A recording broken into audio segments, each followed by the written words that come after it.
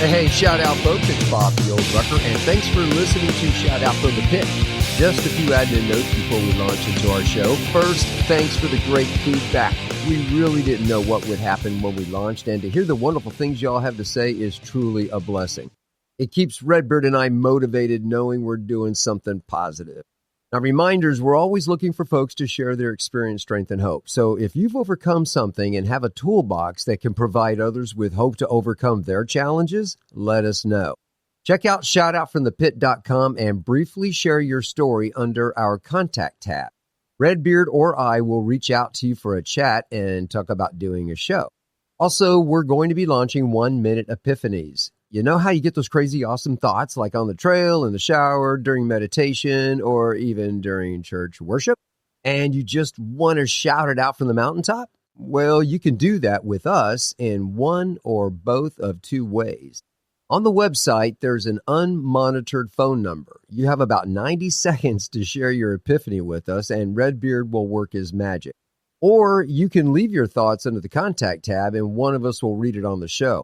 Now, Redbeard also tells me that if you do like a recording on your own and it's just a few minutes long and you want to upload it, you can do that as well. So always, please remember to give us just your first name and what state or country you're from. We're never trying to bring attention to ourselves, but we do want to identify at least a name. So be sure to subscribe to the show and share it with a friend. Hey, it's for free and for fun. Okay, so here's what to expect from this show. I met Jeremy some years back at a mutual friend's home. It took less time to take a liking to Jeremy than it does for my trusty sidekick Danny to knock over our recording equipment, if you know what I mean. In the years that followed, I've learned a great deal from Jeremy. A few years ago, we almost lost him to a bizarre medical situation. When we launched Shout Out, he was one of the first folks I wanted on the show, and as you listen, you'll know why. So join Brett, Pat, and myself as we chat recovery with our friend Jeremy. And now, on with the show. All right, shout out, folks. It's Bob the Old Rucker coming at you raw and uncensored. That's not entirely true, but let's just go with it. And as always, only God knows what's going to happen on this show. So welcome to Shout Out from the Pit, where the host sucks, but the guests are awesome. I'm the host, and Redbeard, the nerd in the basement, as he says, is my partner and producer. Our goal is to bring stories and topics designed to add to your toolbox as you trudge the road to happy destiny. So joining us today are some old hats that you guys have heard voices before. I'll let them introduce themselves. I'm Brett. Anything you want to say, Brett? Shout out to all of you out there. Glad to be here again. Amen. Hey, I'm Pat. Happy to be here. Hi, Pat. And our featured guest today, going off script a little bit. Jeremy, we've been trying to get this show with you for over a year now, right? Okay, so. Yes, you have.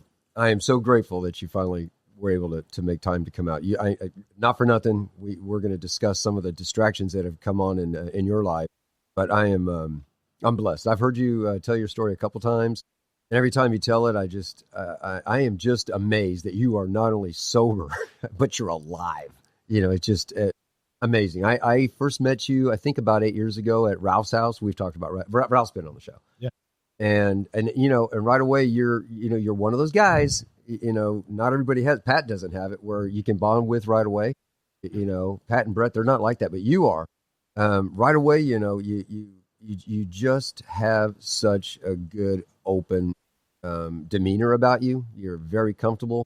And that was the same time I was trying to get acquainted with this whole program out here. And, you know, Ralph invited me to his house. I met you at that time. And I've always felt comfortable being around you. And then, of course, later on, you know, I built a relationship with Brett and Pat, and come to find out that, you know, you're mutual friends with these guys. And so it's just great that I can have all you guys here at the same time. You know, I adore all you men here. I've built great friendships with these two. And I'm hoping someday that, you know, you and I, just after this pre-show chat that we had, I'm so glad you're on the show. So thank you. I don't know how you're going to get out of the house with that big head. All right. So before we get into Jeremy's story, I've got a serious question. What do you guys know about taste buds? It's a serious question, remember. They're on your tongue. Okay. No, they change over time, and they can change depending on what you have going on in your life. Okay. They get irritated. They stick up. Just saying. Little lizard tongue, Brett. Yeah. Pat, what do you know about taste buds? I'm speechless. I'm very speechless on that. They allow you to taste that. Okay, so I'm that guy who likes weird science. Okay, you know that random, useless facts, right, that roll around out there. Mm-hmm. So I picked this up a while back, and I like to do our shows a little random opening as it relates to alcoholism. You know, so in this particular one, you know, I according to Dr. Google, taste buds are replaced every 2 weeks. Okay? I was not aware of that. Mm-hmm. But wait, there's more. Taste buds protect us from poisoning. You probably already have an idea where this is going. These microscopic sensors tell our brains that food is safe to eat based on flavor, encouraging us to consume sweets and alerting us to spit out bitter or unpalatable substances that could make us sick. Getting a visual where this is going? Okay. The visible bumps on your tongue aren't sensors themselves. Instead, what you see are the papillae. I know I'm not saying that right. I got a GED, so walk with it. Which covers the taste buds. Each papillae, or whatever it is, can house hundreds of taste sensors, a number that generally decreases with age. However, there's one upside to losing some taste sensibility as we get older. Foods we once avoided in childhood, like Brussels sprouts, become a bit more palatable. So I have a note to self. So if Brussels sprouts were poisonous to us as kids, but are they now safe that we're adults? Not to me. I can't stand Brussels sprouts. I am not eating Brussels sprouts. Yeah, and I put them on my plate. Nope. We're 3 for 3 on that. No, I'm with you. Yeah. So researchers have found that taste buds don't just exist on our tongue. They can be found all over the body in unexpected places. This is actually, it's okay. It's okay, guys. Where are you going, Bob? This is supposed to be a family show, isn't it? Although maybe I didn't start out like that, but at any rate. So taste buds can be found in our stomachs. Researchers discovered sweet-sensing taste buds inside the intestines. It's believed that those sensors monitor glucose and help the body control blood sugar. Taste buds also exist in the muscled walls of our lungs, where they work to protect breathing. I didn't know that. Interesting. Upon sensing a bitter substance, the taste buds tell the body's airway to open. A breakthrough, some researchers say, could be used to develop more effective asthma medications. So anyway, that was just that. Now I'm going to transition to the alcohol side of it. How does alcoholism negatively impact taste perception?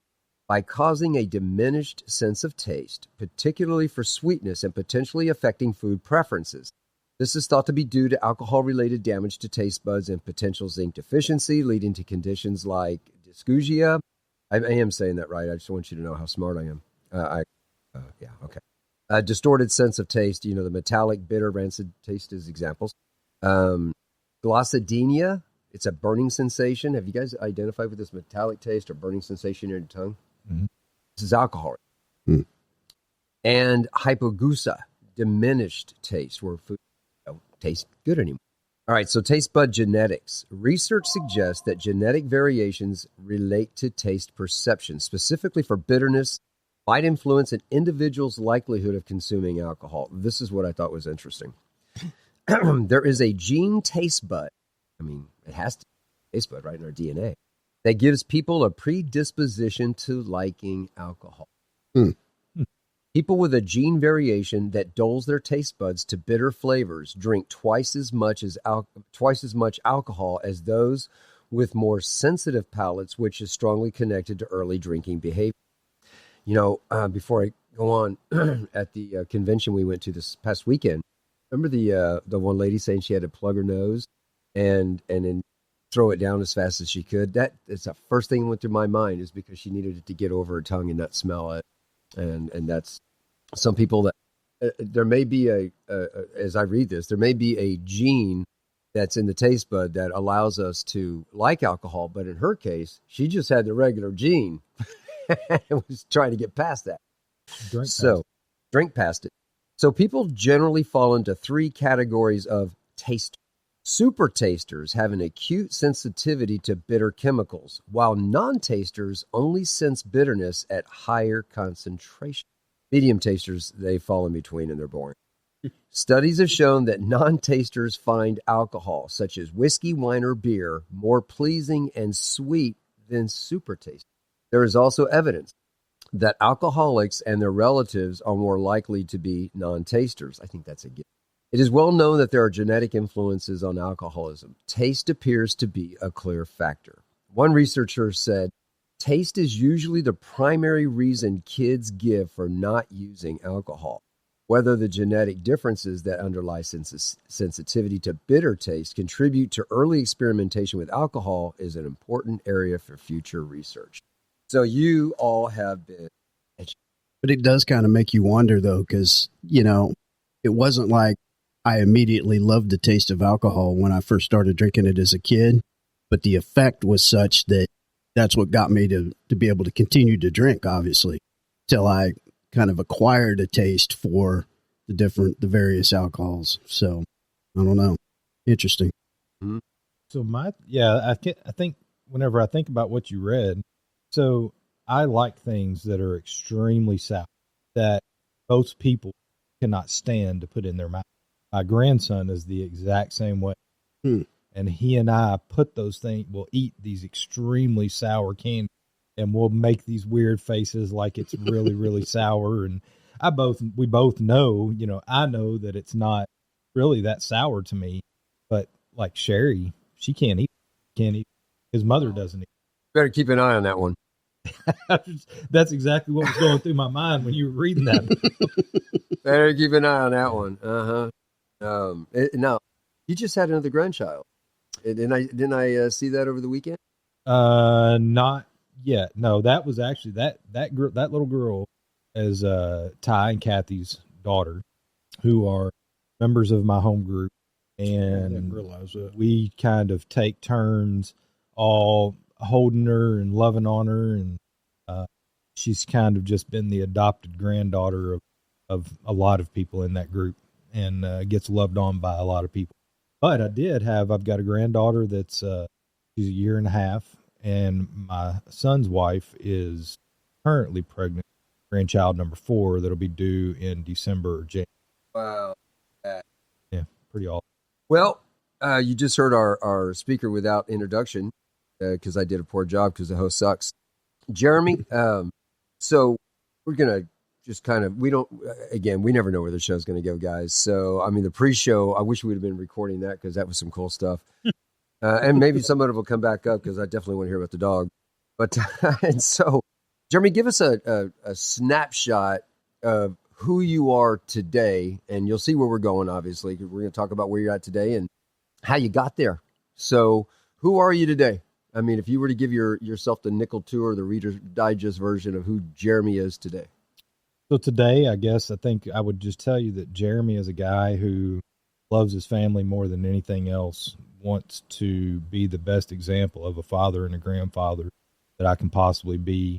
I love being the person in the world that you can pick up the phone and call and be there for you today, and not be somebody who runs from the things that happen in my life, or live in fear of the things that haven't even happened.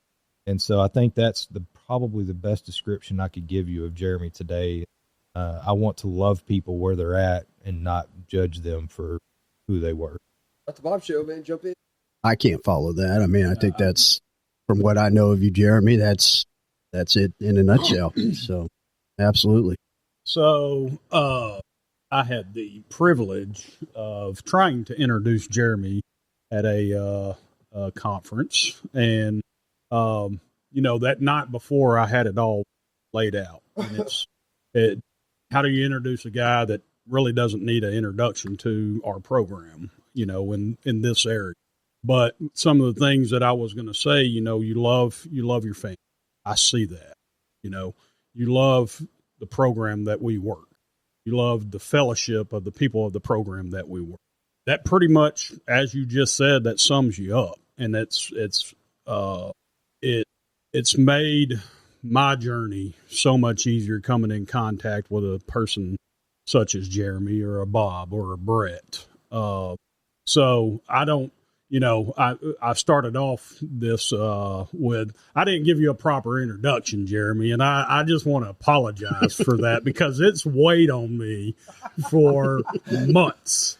So, maybe next time I'll do better, but you do sum it up, I see everything you just said. I've seen, and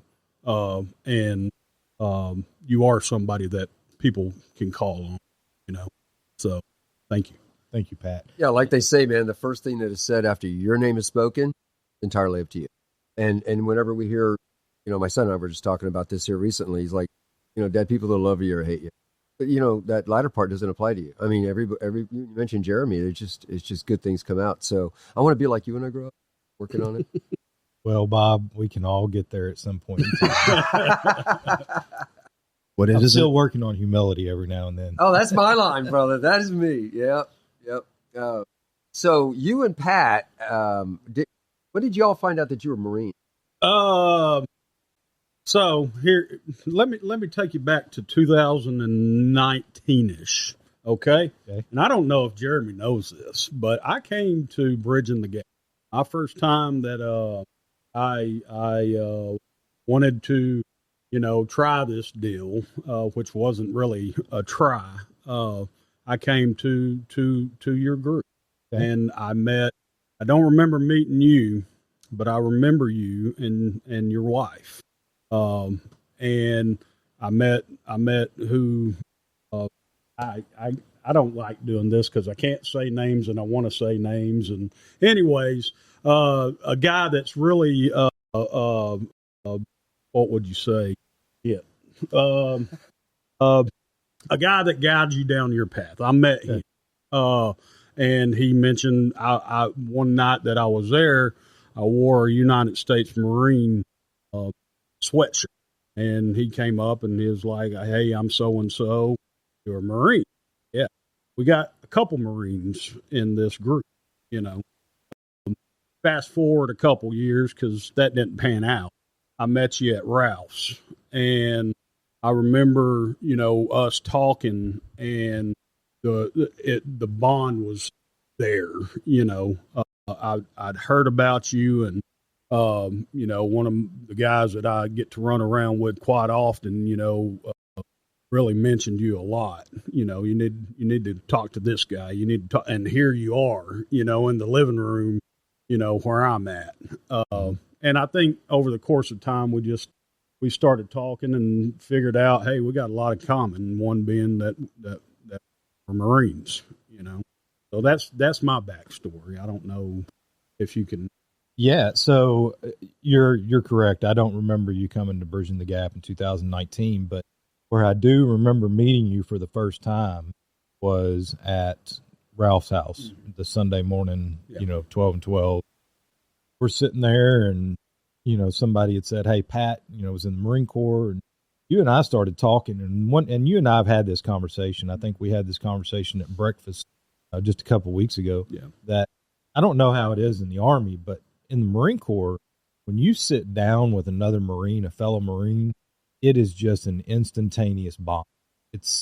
There is something about that brotherhood that locks us together permanently. It doesn't matter whether I served in 2003 and you didn't serve until 2020.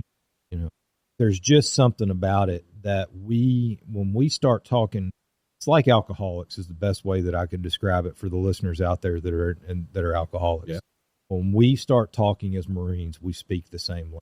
We do that with other military members as well, but not the same way that we do with other Marines. Some of us may not stay as good of friends as what, Pat and I are, but we're always going to have that common bond because we all went through something to earn a title. That deal with the Marine Corps, and it is stressed anytime you talk to a Marine, you are not given any, you earn that title, and no one can ever take that from you. And so I love being around Marines. I love being around Pat. Pat is an absolute pleasure to be around. Oh, man. Now I got the big head. Well, Pat, we've said this before. I didn't know you when you did your first trial run at recovery, but I met you at your second one, and you were pretty serious.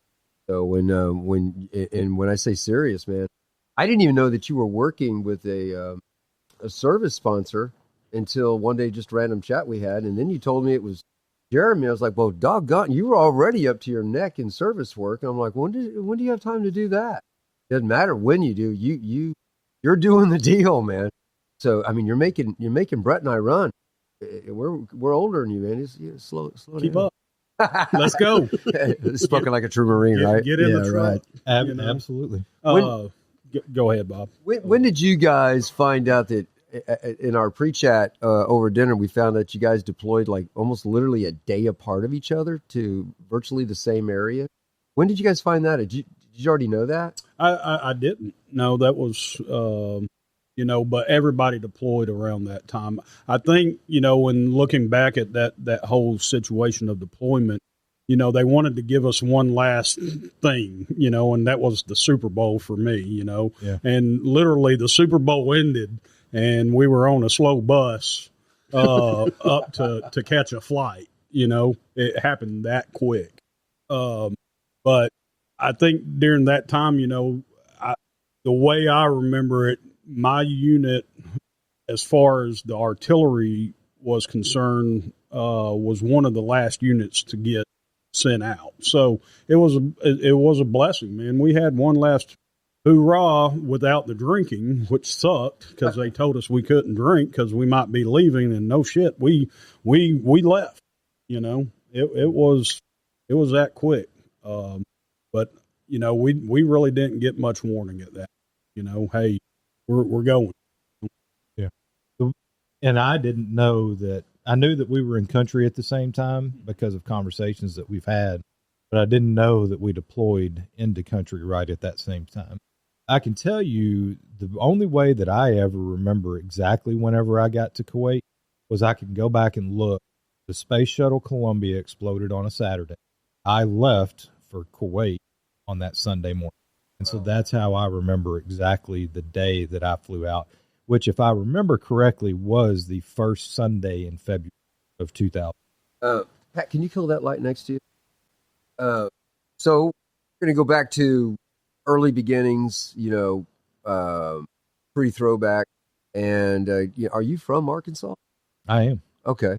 So what was it like growing up? What was Jeremy like? Were you a baseball stud, football player, none of the above? In my own mind, I was a baseball legend, Bob. Yep, I was a baseball legend in my own mind. I don't think that I was a bad baseball player. I don't think I was a great baseball player. I was just a baseball player. So I am originally from Arkansas. My dad was in the military. He was in the Arkansas Air National Guard. He ended up going all the way to retirement, ended up retiring as a chief in E9. And so from my earliest memories, I had these memories of military. That was the thing. And we grew up, and I've got two sisters, an older sister and a younger sister, and my parents are still together today. And we lived in Southwest Little Rock. So if you know anything about Little Rock, we grew up at the corner of Baseline and Chico.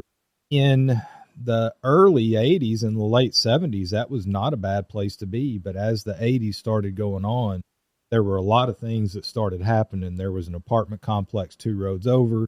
It was constantly on fire, a lot of drugs, a lot of prostitution. It was nicknamed Sin City. And most of my education came from being in Little Rock. I played baseball as a child. I was a straight A student my entire time through grade school. Had a lot of friends in Little Rock. But then in 1988, my parents, and I don't fault them anything, no faults of their own, decided that Little Rock is not where, we wanted our, kids to continue to be raised. And so they chose at that time to move to a little town outside of Bryant, or outside of Little Rock, called Bryant. That time, Bryant had a population of less than 2,000 people. Whenever, Jeremy moves in, I was when I lived in Little Rock and I was little, I was always mischievous. My mom says I was always a curious child, and I always liked to joke and laugh and goof around, do all of those things. But whenever I got to Bryant, nobody wanted to interact with me. Nobody wanted to interact with the kid that just moved here from Little Rock. And so that mischievousness turned to destructiveness. And it was constant fighting, trying to fit in, trying to find who I belonged with, etc. And that really defined my teenage years whenever I got to that. You said mischievous turned to destruction. Did you have any encounters with the law during this, or parental strong guidance during this? What does that look like as far as, I mean, your mom says you were curious, so, you know, you're her middle child, she's loving on you, and then you start to show signs that are definitely not, you know, conducive to your dad's military. You know, all military people have a code. We know that regardless of what service we're in. We have a code, and it's a right is right code, right? So what's happening with the parents at that time? Well, so, you know, I'll say this, I was never arrested for doing anything. But because of the groups that I had started to fall into whenever I was in Bryant, and it was the guys that weren't the popular kids. And so one of the funniest stories that I can ever tell, and I bring this up because of you talking about my dad being in the military and this military structure. You know, there were a lot of different things that happened, but my dad knew a lot of the police officers in Bryant. So every little thing that I did always got back to my parents, all the way up to the point, and I'll tell this story. This is going to jump ahead a little bit. But my wife, who is an amazing lady, she is one of the best people that I could have ever done life with. I couldn't drive because I refused to do my schoolwork and didn't have the grades to get a license, all of these things. And she had a car. She goes to drop me off at my house one day. She gets to my house. She comes down a hill to a stop sign. I look down the road, and there's a police car sitting in front of my house. And I just tell her, I was like, you can let me out right here. And she said, well, why? And I said, no reason. I said, just let me out right here. I said, I'll just walk home. I said, oh, you probably want to go that way. And so I get out of her car, and she drives past my house and sees this police officer at my house talking with my dad to tell my dad everything that I had done at the football game the night prior. I'd gotten into a fight and gotten in trouble and all of the things. And so that was just kind of a glimpse of that. But the funnier part of all of this is when I was, and I've tried to remember, my mother could probably tell you exactly when this was. I was 12, 13, 14, somewhere in that age category. Me and my friends decided we were going to skip school one day. We were going to walk to Little Rock and hang out with some of my old friends. We get picked up by the Saline County Sheriff's Office. We were walking from Bryant? We were going to walk from Bryant to Little Rock. Oh, wow. Yes, Brett. That was our plan. We had great plan. Great plan. To hear my mother tell the story, it's much funnier. But we had this great plan. We made it from Bryant to Alexander. Saline County Sheriff's deputy drives past. We see him make a loop to come back around for us. We take off running. Several of them stop, but me and another guy, we keep going. We're the only two that get placed in handcuffs in this whole deal. We get placed in the back of the police car because we're the ones that are being belligerent with the cop. And we get taken to the Saline County Detention Center, which at that time was under the courthouse. You've got the old man in the drunk tank yelling at us, boys, don't let them mess with you. And they line us up on this bench, and I will never forget it. This is whenever the first lesson in life came that your friends are going to leave you at the first opportunity. My dad comes walking into the Saline County Sheriff's Office with his military uniform, and all four of my friends that were sitting to the left of me jumped up and ran to the right of me so that they were on the opposite side of me before my dad got there. And my dad was not amused, nor was my mother. And because when she got the phone call, she was like, they were like, hey, we got your son here at the Saline County Sheriff's Office. And she's like, no, he's at school. And they're like, no, he's not. And she's like, well, I dropped him off at school this morning. Well, ma'am, I don't know what to tell you, but we have him here. And so when you said your dad wasn't amused, did you buck the system still? Did you slow down? What? No, I kept pushing back against everything. I was mad. I was upset. I had lost all my friends. I've never really sat down and told my parents, and me and Sherry have talked about it many times. The thing that I tell people is that we always have the best intentions, and that's why I don't hold any ill will towards my parents in anything that happened, because my life ended up turning out really good in the end. But there's always consequences to every action. It worked out really well for my sister being in that school district, but it didn't work out so well for me. I was fighting from the start.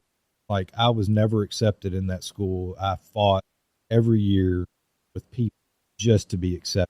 And when you're in those most impressionable years from 12, 16 years old, those are some very critical years of development.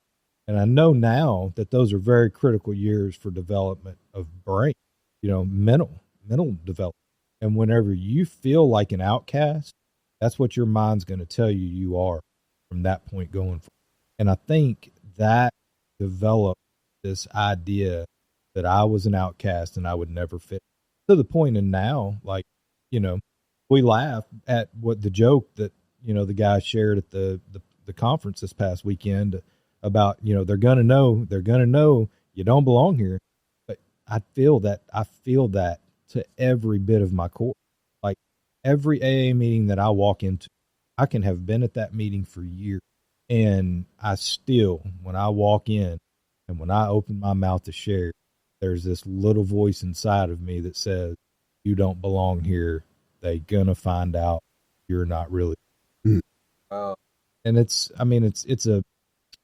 a phenomenon that, I think if somebody was a psychiatrist, they could probably explain to you why that happens with people.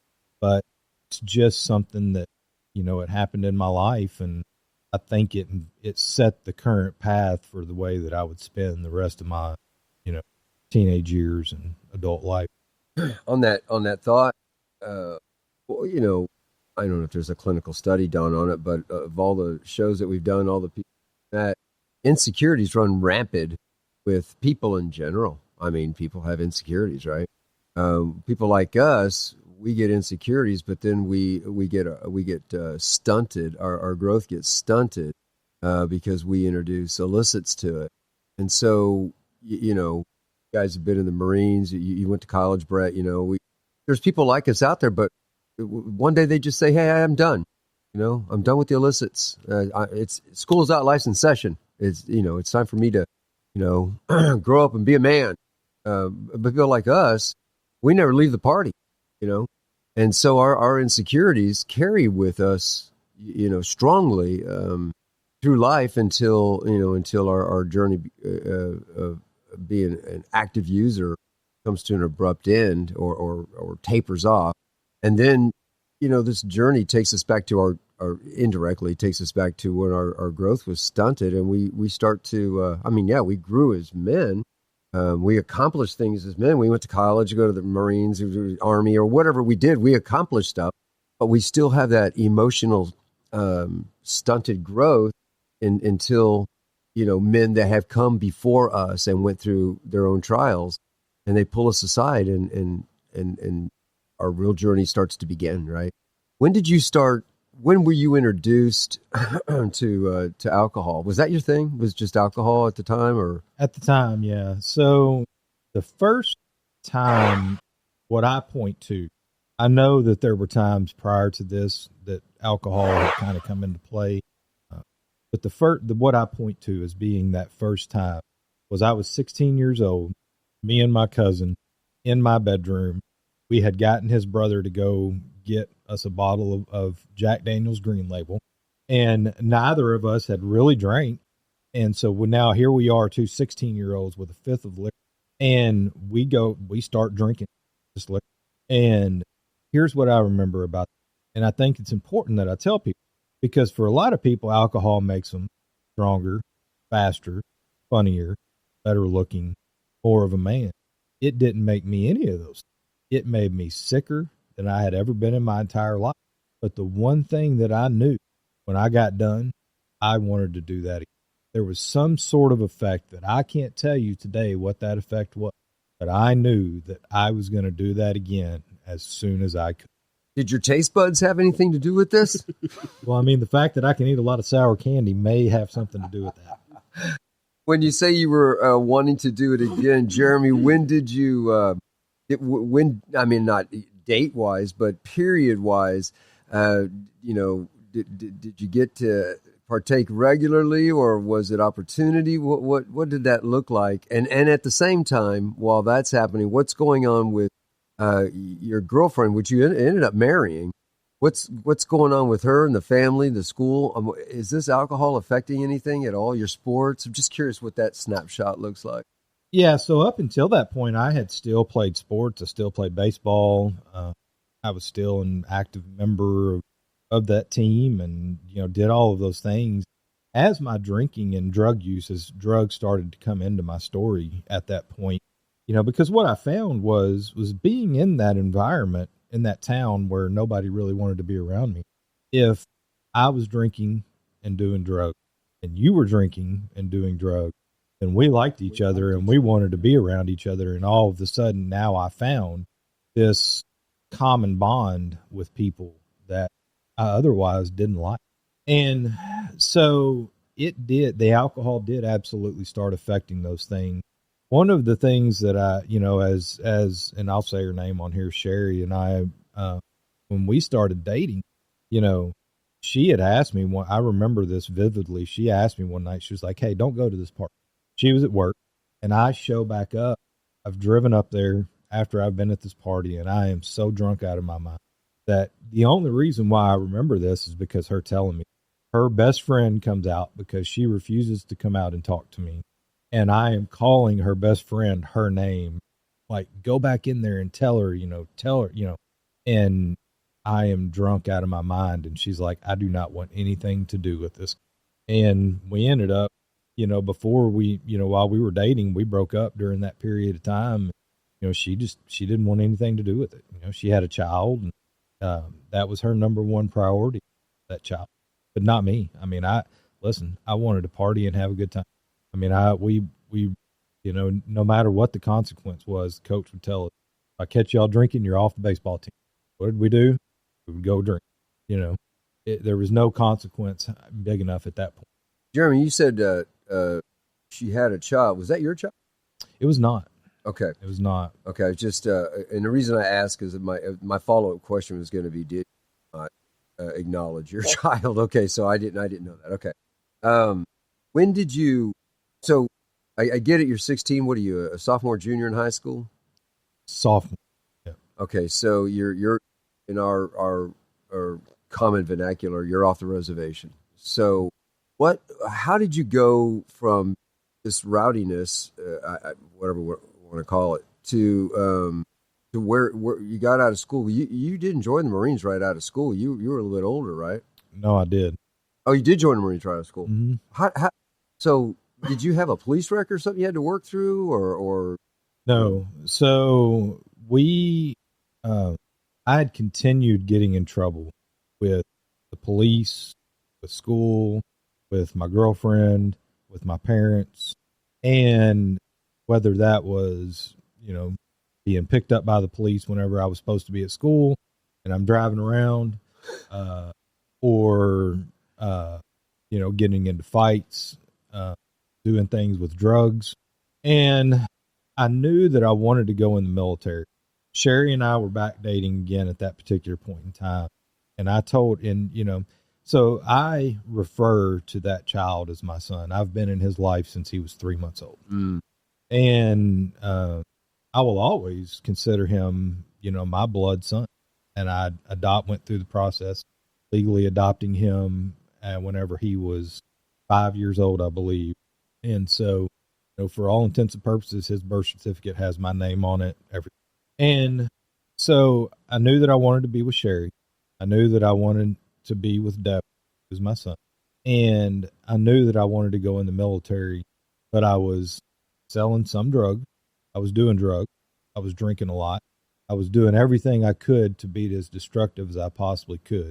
And I'm over in Southwest Little Rock picking up some more drugs. And I realized, dude, if you don't do something different, you're going to end up dead in it. And so I went home and I told Sherry, I said, I'm going in the Marine Corps against everything. Just like that. Just like that. Against everything that my parents wanted, right? My dad's like, no, you're not. My mother is like, no, you're not. And I said, I'm going, so you might as well get used to the fact that I'm going in the Marine Corps. So my dad kept trying to talk me into going into the Air Force. I had already talked with the Army recruiter and, the Marine Corps recruiter, and my dad's like, son, you need to go in the Air Force. And I'm like, Dad, that's not going to happen. See, my grandfather was in the Army in World War II. My dad was in the Air Force, and, here I go joining the Marine Corps. And I told Sherry, and she was like, yeah, dude, that's not going to work. I'm not leaving Arkansas. Well, now I'm like, what am I supposed to do now? Like, I've made this decision based on like you and I, right? This is going to be good for both of us. And, she ends up, ultimately she ends up thinking better of herself because, who wouldn't think that with me? But, ultimately I did. I went into the Marine Corps. I ended up being 18 years old when it was all said and done before I could sign the paperwork to go into the Marine. Parents weren't going to sign. You had Parents did not sign. Okay, I'm tracking. So here's the story as I remember it. So if anybody's old enough to remember this, I think Brett and I know Bob. I don't know if you'll remember this as much, Pat. In 1992, there was a video that was leaked to the national news of Marine recon guys pinning their jump wing in a private ceremony. And that got out. And that was the only image my mother had of anything to do with the Marine Corps. Hazing. And so my mother was like, my baby that I had multiple miscarriages to have is not going into the Marine Corps. This is not happening. So when you joined the Marines, so did you, I'm sorry, you got back with Sherry. Devin is your son now, and are you going to Parris Island? What do you, I don't know what that part I don't think I've heard when I've heard your story before. Where did you guys go from there, and were you, was your drinking stable? Yeah. So at that point, like whenever I joined the Marine Corps, I was not drinking. You definitely weren't doing anything else. Right. And so, so if you're a Marine and you go to boot camp, if you live east of the Mississippi River, you go to Parris Island. If you live west of the Mississippi River, you go to San Diego. Oh, that's how that works. And so I didn't know that. Yeah. Hollywood. Okay. Hollywood Marine. So I am a Hollywood Marine. Me too. Yeah. And so love it. And I will never listen. I will argue until I am blue in the face that California is a way harder boot camp than Parris Island ever is. Parris Island's in North Carolina? South Carolina. South Carolina. And Hollywood is, where's 29 Palms at? So San Diego. San Diego, okay. Yeah. I mean, I knew that. I just needed a refresher. Yeah. Okay. So San Diego. And listen, we show up there, and I am a 18-year-old kid who is about to turn 19. I have never been, flown on an airplane before. I get on an airplane with a bunch of other kids. We fly to San Diego. We get off the airplane. We go to the USO where they told us to go. It's a Marine comes in and says, hey, y'all go get on this bus. And we show up at MCRD San Diego in the middle of the night. And this guy in a uniform comes on the bus and starts yelling and screaming at us and tell us to go stand on his yellow footprints. And that was the most awesome thing I think I have ever done in my life. I'm weird. Okay. I loved boot camp. I loved everything about it. I loved everything that has to do with being thrashed on a quarter deck to playing, I'm not going to say what they called it, but where you dump your foot locker into a pile and the drill instructor walks through it, kicking everything. Like, I'm weird. Like, I love that stuff. Like, that's my thing. And I think a lot of it was because I needed some structure in my life. I needed somebody to tell me what to do.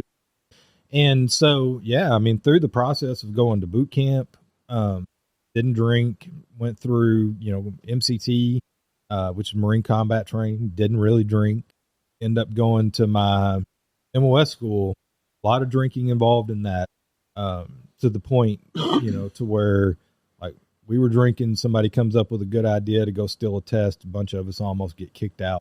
of the military at that point in time. And I'm not even 6 months into my military career. And I'm going to stand in front of a Navy captain to go to captain's mass and getting paperwork, getting punished at that point in time. And, then after that, I get assigned to my first duty station, and I go out to North Carolina, and Sherry comes out after we get married. We got married in March of 1997, and then she ends up moving out to North Carolina with me. And, the drinking at that particular point in time, and this, I think it's important to tell people, is that for a lot of people, they think that to be an alcoholic, you've got to drink every single day and be like that street drunk. But the reality is the drinking was not every single day at that point. But the one thing that I can tell you that was a common theme that started whenever I was 16 years old was I was going to drink everything that was there until it was all gone. Yeah. So did you, in your Marine career, obviously we already talked about you being deployed. So did you advance as a Marine? You said you liked it. You liked the weird stuff. You're weird. So you're fitting in. You're a good jarhead. You're eating your crayons on a regular basis, and everything's cool, right? Absolutely. We were required to eat that box of crayons on November the 10th, every year. I loved being a Marine. Loved being a Marine. I still love being a Marine today. And one of the best things that I have ever done in my life, and one of the most proud things that I've ever done in my life, is be. And I advanced in the Marine Corps very quickly. So one of the things that I was good. I was a good Marine. Whenever something had to be done, I was there to do it. And somebody said, go do something, I did it. And whenever they said, you've got to do this PME to get promoted, you got to go do this to get promoted, we need you to go to this duty station and it'll help advance your career. Like, I was on it. I was all about it. And, by the time that I got to Iraq in 2003, I'm a staff sergeant, and I've only been in the Marine Corps for 7 years at that. And I think even at that point, whenever I got there, I'd only been in I wasn't quite 7 years at that particular. And so I had already made E6. And so you, Sherry, do you have more kids at this point? We do. So my daughter, Carly, was born in 1998. All right. So now there's the four of you, and home life is good. You're a good Marine. Is that all cool? Yeah. Home life is wonderful. I'm a good Marine, like any couple. I mean, we have our arguments and we have our struggles. And, marriage is not for the faint at heart, right? There's going to be things that we're going to argue about. I mean, nobody's going to get along 100% of the time. Yeah. But the question is are you willing to fight for it or not? And is it worth fighting? I think that's a bigger question, because sometimes just because you're willing to fight for it doesn't mean that it's worth fighting. That's right. That's right. And we talked pre-show stuff about some of the stuff that you and I both have in common. Unfortunately for some of us, the previous significant others had all they could have, and they were done. And so some of us have to move on, but you and Sherry, my gosh, you guys have survived typhoons of typhoons. When did the drinking become objectionable, as Ralph would say? What was going on in that period of your life? Were you still in Marines? Were you out? No, so I was out of the Marine Corps at that point. And, when it really started becoming objectionable, I had already been to Iraq, been out of the Marine Corps, drank to get the voices to be quiet, drank to, quiet the nerves of I'm not good enough and I don't fit in, that feeling like an alien, in the world, which is funny because whenever I go talk a lot of places, I wear socks that are Marvin the Martian socks because, just reminds me that you're an alien, right? And in 2008, Sherry and I had, been back in Arkansas at that point. There had been some friction in our marriage as to what that was going to look like going forward. My drinking had wrapped up tremendously.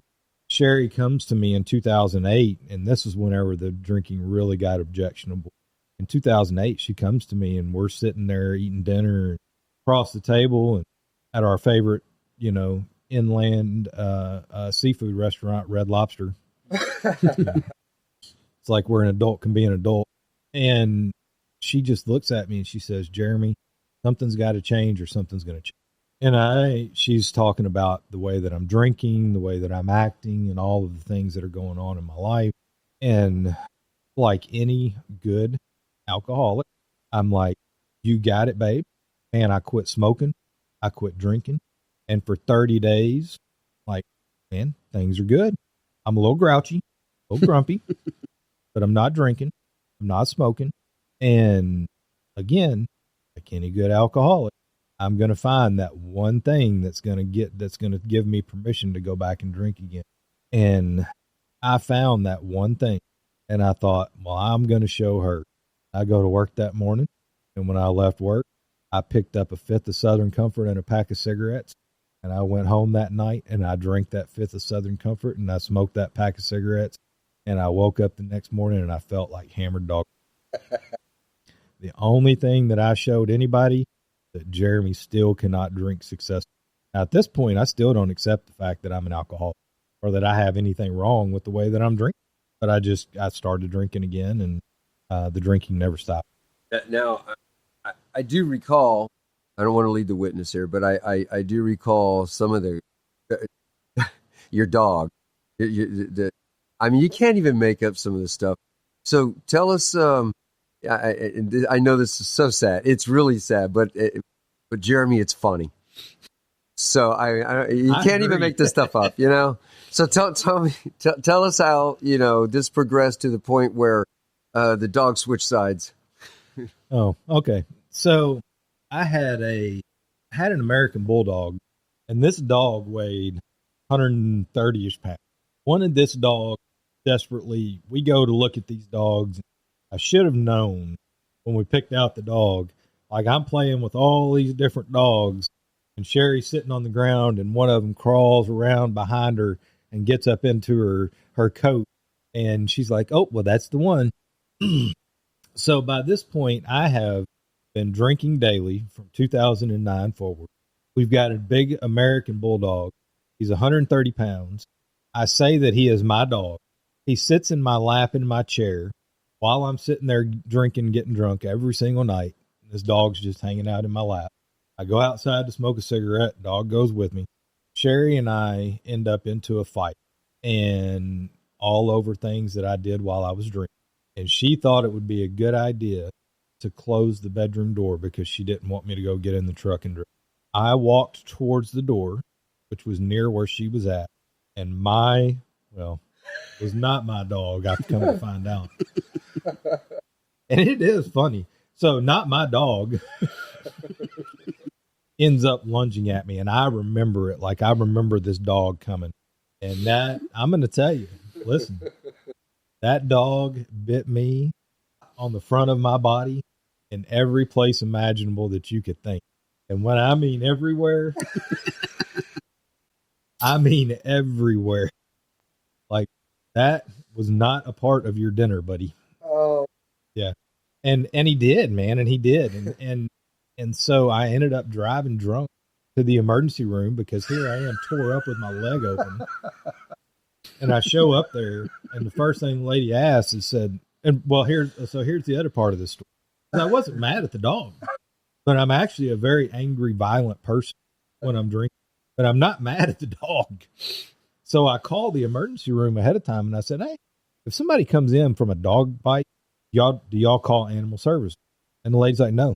I show up to the emergency room, tell them what happened. Next thing I know, in walks animal services. And then they come take my dog later that night. That part of it. Yeah. Oh, that's not. Yeah. Like, I lied to on the phone before I went to the emergency room. You got the dog back, right? We did. So we got the dog back. Yeah. You didn't have to explain, or how far did you have to explain to get the dog back? So, I mean, there really wasn't a lot of explanation that had to go forward. It was just, hey, we were arguing, and I walked towards the door. I told animal services exactly what happened. Yeah, I got you. They kept the dog for 7 days to make sure that, he didn't have rabies. Every day I went up to the place where he was at, visited the dog. At the end of the 7 days, the dog came back in the house, and I was never scared of the dog. Like, the dog didn't do anything. I mean, we can debate whether the dog did something wrong or the dog didn't. But to me, the dog didn't do anything. You know, the dog was just a victim of the situation. But I do credit that dog ultimately leading me to get sober. And that's where I was going to go next. You know, after that happened, you know, I started getting into a blackout, and I drank every single day. I remember going up and visiting the dog, but I was drunk and passed out by the end of every single day. And then I would just wake up and do it all. I did that for 7 days, and I came out of that essentially that blackout at the end of that week. You know, my daughter is coming around still at this point.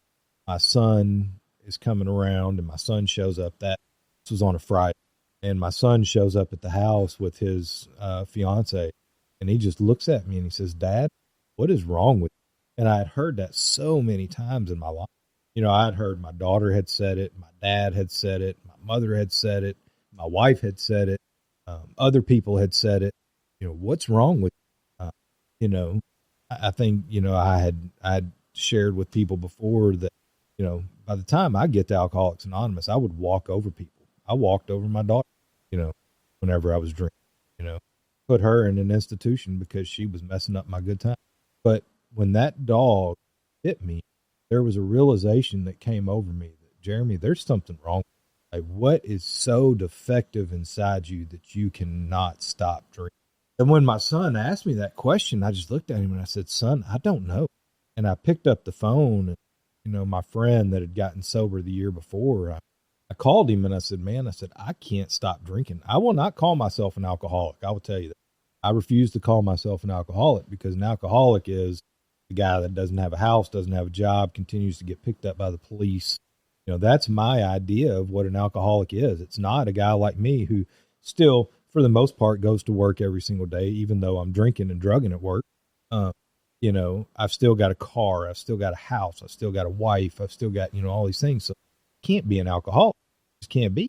So I pick up the phone and I call my friend and I said, "Man," I said, "I can't stop drinking and I don't know what to do." And he just told me, he said, "Jeremy, only thing I can tell you to do is go to a meeting of Alcoholics Anonymous." And I vividly remember telling him, "That sounds a bit extreme. Thank you very much. I'll be in touch." And I picked up the phone again and I called my father-in-law, who I know had done some work in prisons with, you know, people who were there for drug-related offenses, had done some work through 12-step programs with, you know, drugs and alcohol before. And I told him, I said, "Listen, I can't stop drinking and I don't know what to do." And he said, "Jeremy, the only thing I can tell you to do is go to a meeting of Alcoholics Anonymous." And I told him the exact same thing. I said, "That sounds a bit extreme. Thank you very much." I said, "But don't think I'm there yet." And he said, "Well, I'll tell you what." He said, "I'm going to give you the number of a guy. Just call this guy and see what happens." And I called that man, and I am forever grateful for him, because he answered the phone and he started talking with me and sharing with me about alcohol. And I remember talking to him that night, that first night that I called him, and I'll never forget this. It was on a Monday night, and I called him, and I was out away from my house. He just asked me, he said, do you think you have a problem with alcohol?" And I said, "Yeah." And he said, "Well, when you get home tonight," he said, "I think if you look in your mailbox, there will probably be something in it. You get to your mailbox, there's going to be some Roman numerals. I wish I had the Roman numerals memorized, but basically it was the doctor's opinion." And he said, "Turn to this Roman numeral and read, and then call me tomorrow at this time." And when I got home that night, there was a big book in my mailbox my father-in-law had went and bought at Central Office that day, stuck it in my mailbox. And I went home and I read the doctor's opinion. And I still didn't think that I was necessarily an alcoholic, but I knew that I had a problem. I knew that I just could not stop drinking. I would talk to that guy every single day, and he would tell me, "Read this." And all the while that I'm talking to him, like, I'm still drinking and drunk every single day. He's got to know.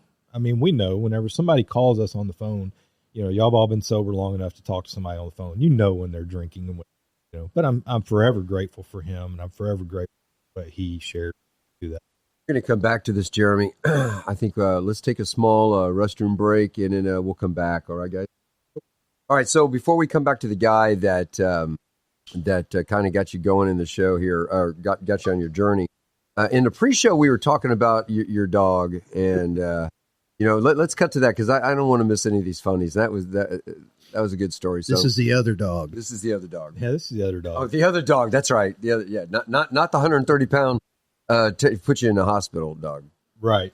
Well, what got us started on this was your dog talking about being older, and I love dogs. Here's the thing. Here's what I've learned, and this is, I think, something that came about as a result of maybe some of my teenage years or maybe some of my time in Iraq. One of the things I learned is that, people can do some horrible things. And so I love dogs more than I love, and that's just an honest.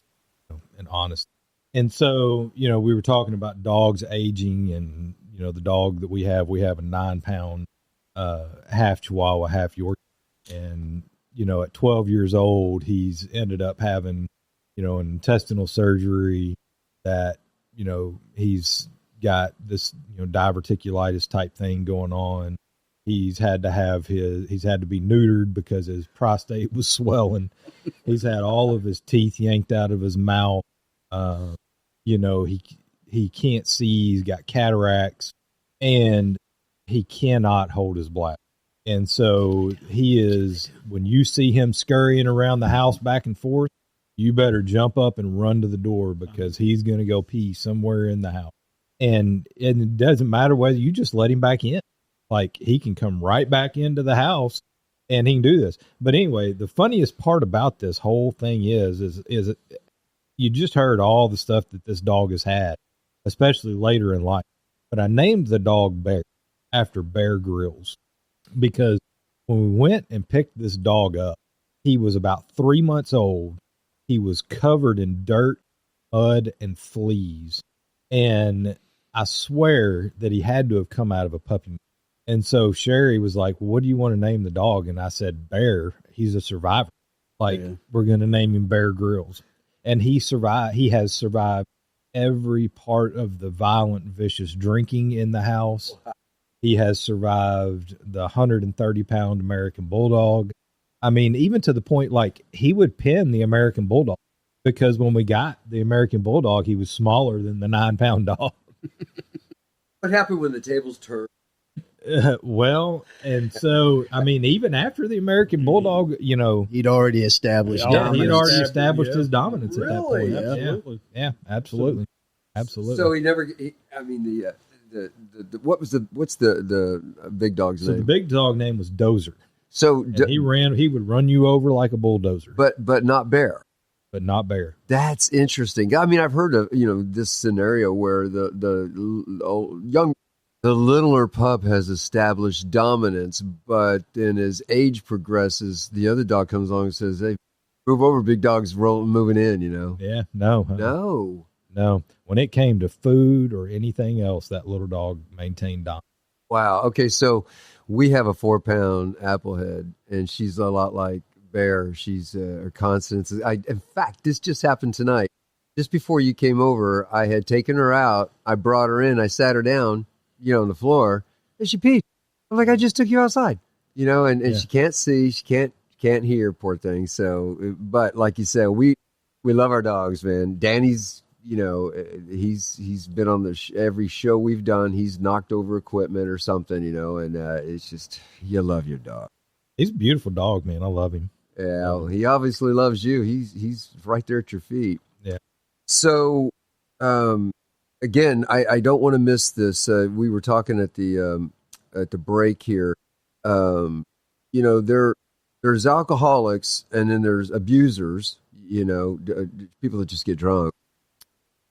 Anecdotally, what are some examples where you established the fact that even though you didn't want to call yourself an alcoholic, looking back, drunks don't do, or I say again, normal people don't do some of the things that we do. And you had a couple of anecdotals that solidified your thinking that, I might be more than just a guy that drinks.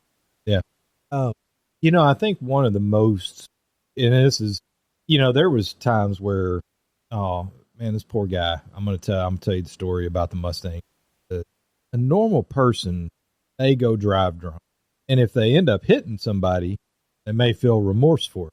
But we were planning a party, and I had started drinking, and this is at like 9 o'clock in the morning. I'm already drunk to the point to where I should not have been driving and operating my truck. We're going to the store, and man, I make a wide turn because I am paying attention to my phone and not what I'm doing. And I hit this guy in a Mustang. He is livid because the day before he had just gotten his car out of the body shop. Well, first off, you shouldn't have been in my way. If you hadn't been in my way, then you wouldn't have got hit. And then when the police officer shows up, he's writing me a ticket, and I am yelling and screaming at him because he is giving me a ticket for careless driving. And this whole time, Sherry is like, Jeremy, shut up. Just shut up. Just take your ticket and go about your business. Because, like, I've been drinking. And I never, out of all the years that I drank and drove, I never got a D. What? Never got a D. Wow. Yeah. Brett, what about you? I've had 2 of them. Okay. And well, Pat, you got the record. Yeah, I did. Okay. in this room, anyway. Yeah. We actually had a guy on the show that beat you. Yes. That was amazing. Now, I've only got the one, but the other ones, it is what it is. I only got the one. But God knows we all could have got a lot more. And, yeah, I can't believe you never got one. I never got one. And one of the funnier stories about this whole thing is we were out at Electric Cowboy one night drinking, surprise, surprise, right? And this is at like 3 o'clock in the morning. And we have been drinking since 7 o'clock that evening. And I get in the car and I'm driving home, and we follow the world's slowest police chase down the interstate. What? They were chasing a car going down the interstate at 30 miles an hour.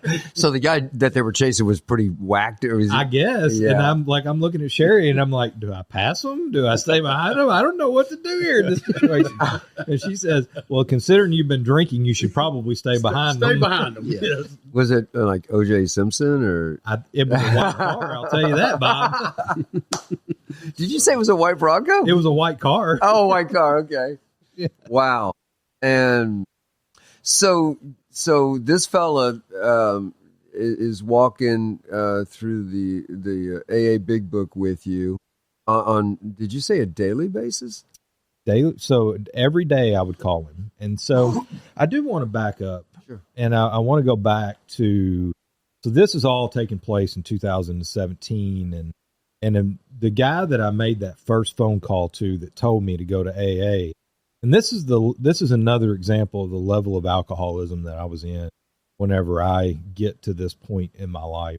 This guy comes in and he has, we've been drinking together. We've been drugging together at work. He was a Marine as well. And we just instantly, developed this bond just like, a lot of Marines do.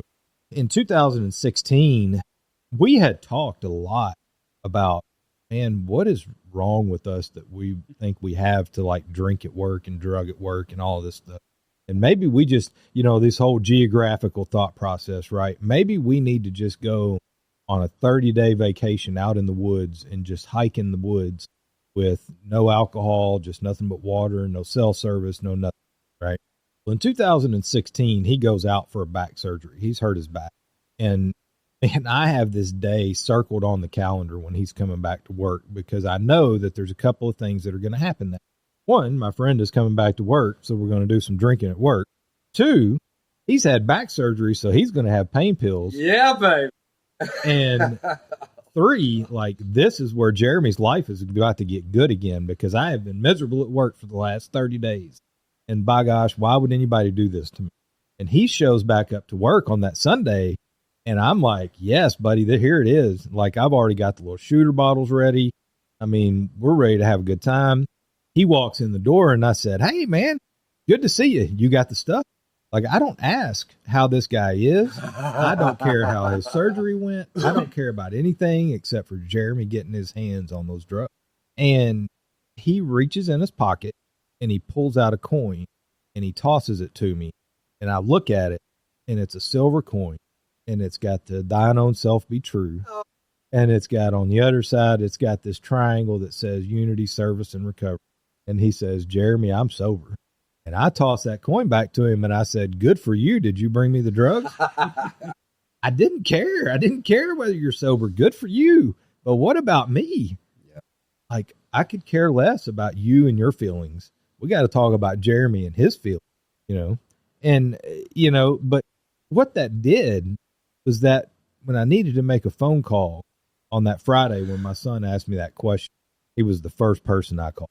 Because over the course of that time, from April of 2016 until February of 2017, I had watched him go through life. So I knew where to make that phone call whenever I didn't know what. Even though he called himself an alcoholic, I wasn't going to call myself.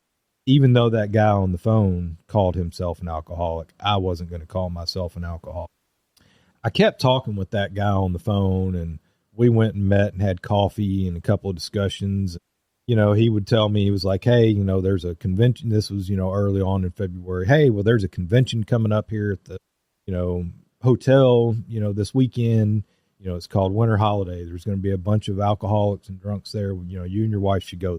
I'm not going there with a bunch of losers. Why am I going to go do that? That's right. Like, I'm not going to hang out with a bunch of alcoholic losers. I'm not an alcoholic. Well, last time I checked, non-alcoholics don't have to call alcoholics on the phone and read a big book to figure out whether they're an alcoholic. We'll just go ahead and throw that out there. But I mean, after about, you know, a month and a half of talking to this guy and, you know, doing those deals, like, I'm never going to go to an AA meeting. I'm not going to do that. That's just not a part of what's going to happen. And I do what we all do. I quit calling him, you know, because all of this AA talk is messing with my head with my drinking.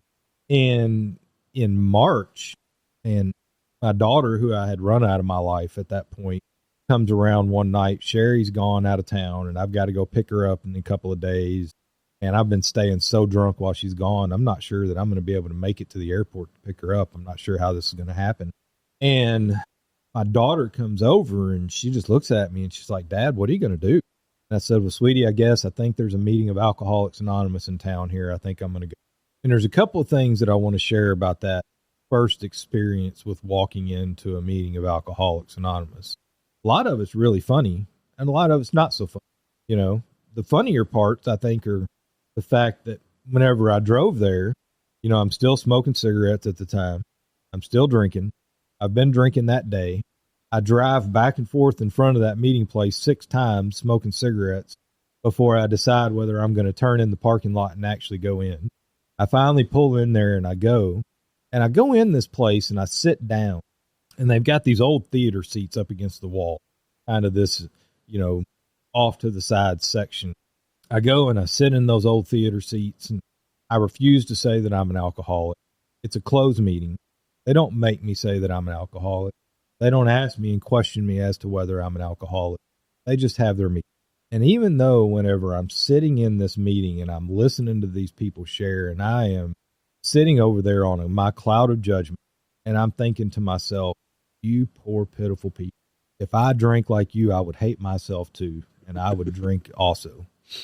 But I also was shaking, scared, and didn't know what. And I'm glad that they didn't ask me if I was an alcoholic, and they didn't kick me out of that meeting, because I probably never would have come back to Alcoholics Anonymous. But I left that meeting, and there was a guy in that meeting, and I see him all the time, and I talk to him, and he's a great, great member of this fellowship. But he was in there, and man, he's got 20 years of sobriety, and he's talking about it. And I'm like, dude, I think you're drunk right now. And if you aren't, I will kiss your feet. But I walked out of that meeting, and I went straight to the nearest liquor store, and I got drunk that night, and I continued to drink, and I drank the rest of that summer. And it just progressively continued to get worse. I mean, it never gets. So you had shared that you told your daughter you were going to go to AA.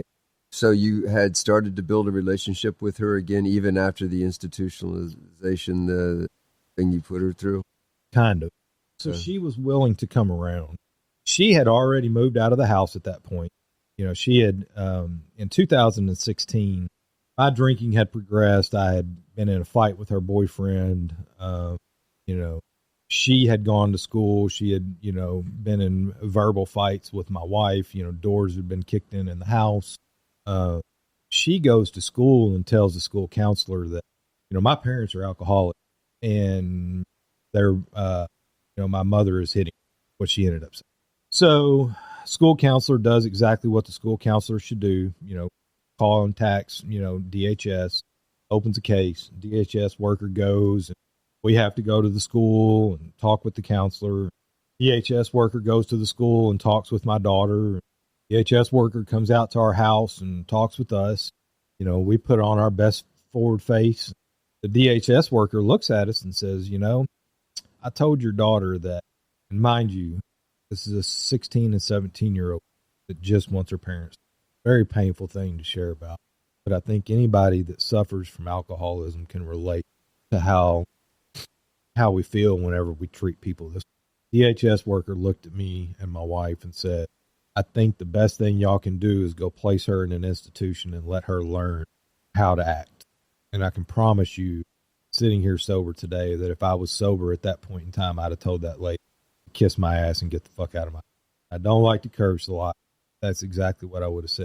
But in that moment, whenever I'm drinking and somebody is threatening to interrupt my drinking and interrupt my good time, I'm going to do those things. And I took that little girl to that institution, and she begged me with tears in her eyes, please, Dad, do not do this. And I walked out and left her. And I went home and I drank for 2 weeks. And I went and picked her up at the end of that 2 weeks. And when she came home, she said, when I turn 18, I will never speak to you again and I will leave your. And all she wanted to do is wanted her mom and dad. And I did that. And in 2016, when she turned 18 years old, she went and rented an apartment. She graduated high school. She went to a CNA course. She started working as a CNA. She started paying for her apartment. She moved out of my house. And by the time we get to 2017, we're talking again. And we get to the summer and 4th of July weekend, I have left somebody else's boat sitting in the lake, drunk. I have sold a camper for $1,000, drunk. I come home from the lake that weekend, yellow from head to toe, whites of my eyes yellow, because I've drank so much that my body can't process it. And I call the one person that's left because I can't get to the store to buy food or cigarettes. And I called my daughter and said, honey, me and your mom need some food and cigarettes. Do you think you can come bring us some food? She brought me some food that day, and she took Sherry to buy cigarettes. And she looked at me and she said, Dad, until you get sober, I can't see you. Like, she walked out of the house and I didn't talk to her again until I got sober. Wow. Mic drop moment. So when did you realize you were an alcoholic? So, funny story. So that 130-pound dog that we brought back into the house, he's in the house again. And I am trying to keep my act together through the course of the summer. And I have gotten my dream job. I'm back in the military at this point in time. And I wanted to be a first sergeant when I was in the Marine Corps. And now that I'm back in the military, this is my thing. I'm going to go be a first sergeant. And I finally got that job. And I look at Sherry in August of 2017, and I told her, I was like, can't screw this up. Within 30 days, drunk, fighting, arguing, done some things that were objectionable to Sherry. We're fighting again. And I've got a bottle of tequila in my hand, and I'm standing at the kitchen counter, and I turn that bottle of tequila up, and I slam that bottle of tequila down, and I headbutt the counter and that 130-pound dog on my back. And I promise you, I would rather fight a 300-pound man than try to get a 130-pound dog off of me when I'm drunk.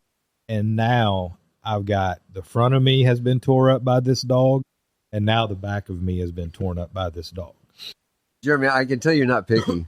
I mean, we started off with Jack Daniel Green, went to Southern Comfort, now tequila. Did we have vodka in there somewhere? Oh, there was vodka. You're not picky. Oh, I'm not picky. It was vodka, Jack Daniels, moonshine. It didn't matter. The only thing that I never really drank was beer and wine until the end. And that was to try to control my drink after that. But alcoholics don't do that. No, we don't try to control her. No.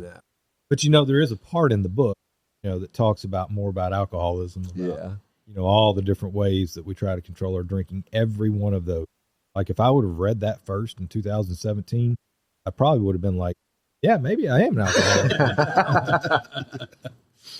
So that's where we take newcomers right off the bat. Right off the bat. Lessons learned. About alcoholism. Yeah. Yep. In our newcomers packet, we need to have that. Isn't that chapter 5, I think? Yeah. Oh, yeah. The only thing it's missing is, and I don't know, because it didn't sound like, you were still drinking in front of Sherry all the time, right? Oh, yeah. I got this when I was in rehab to where you start hiding it. And I had a guy in rehab's like, yeah, that's when I went underground. I went underground. And I'm like, I did the same thing, Yeah. Not that I was fooling anybody. Right. But in my mind, I was, and, but yeah, I've held on to that. It's like, oh, you went underground. Yeah, I know what you're talking about. Oh, yeah. Hey, I went underground too. Listen, so I think one part that's missed in this whole story is that Sherry never drank. Like she never drank until somewhere around 2013, 14 time. Like when she did drink, she was a cheap drunk. It was like one wine cooler and that was it. But then there was something that happened in around the 2013, 14 time frame. And I remember it, dude. I'm at the house and she's been on my back about like, all you do is come home and sit in your recliner and get drunk. That's all I have the energy to do because I go to work all day, And I come home from work one day and I do it on my normal routine. I'm still running, I'm still exercising, but I'm a drunk.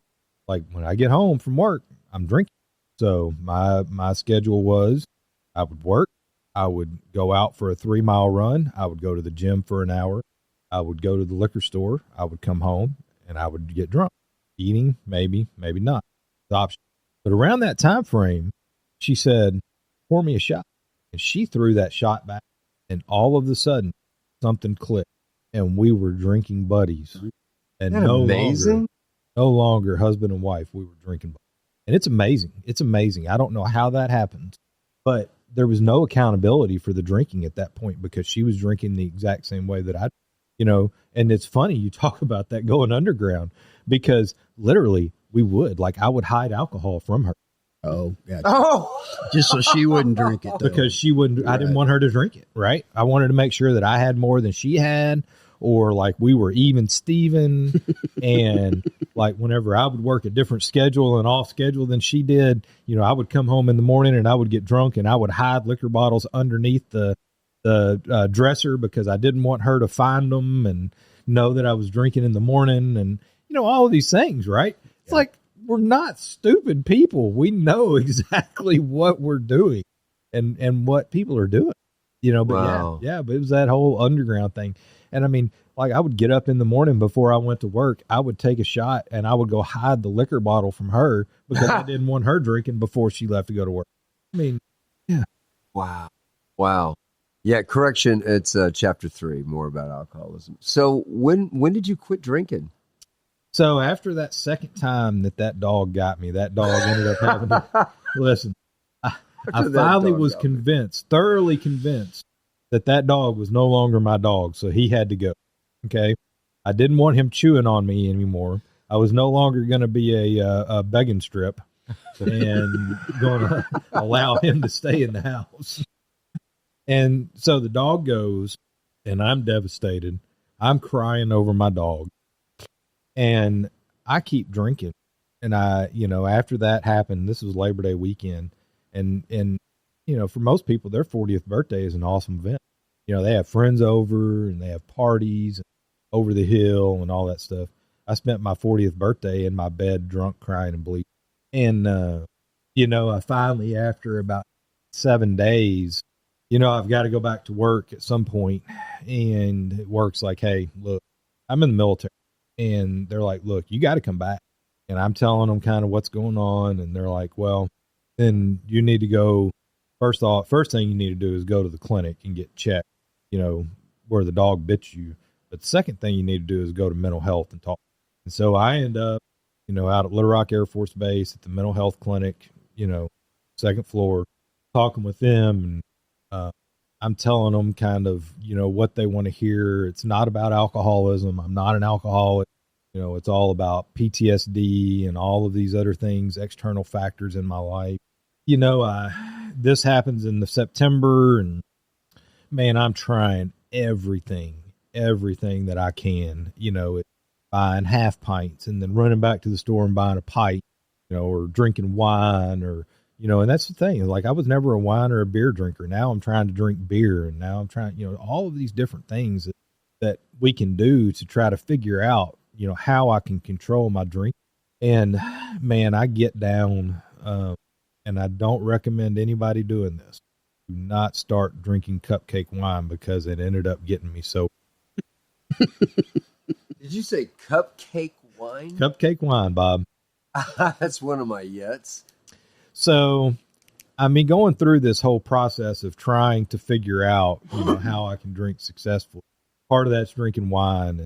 And I've been not going to work for 9 days. I am drinking every single day.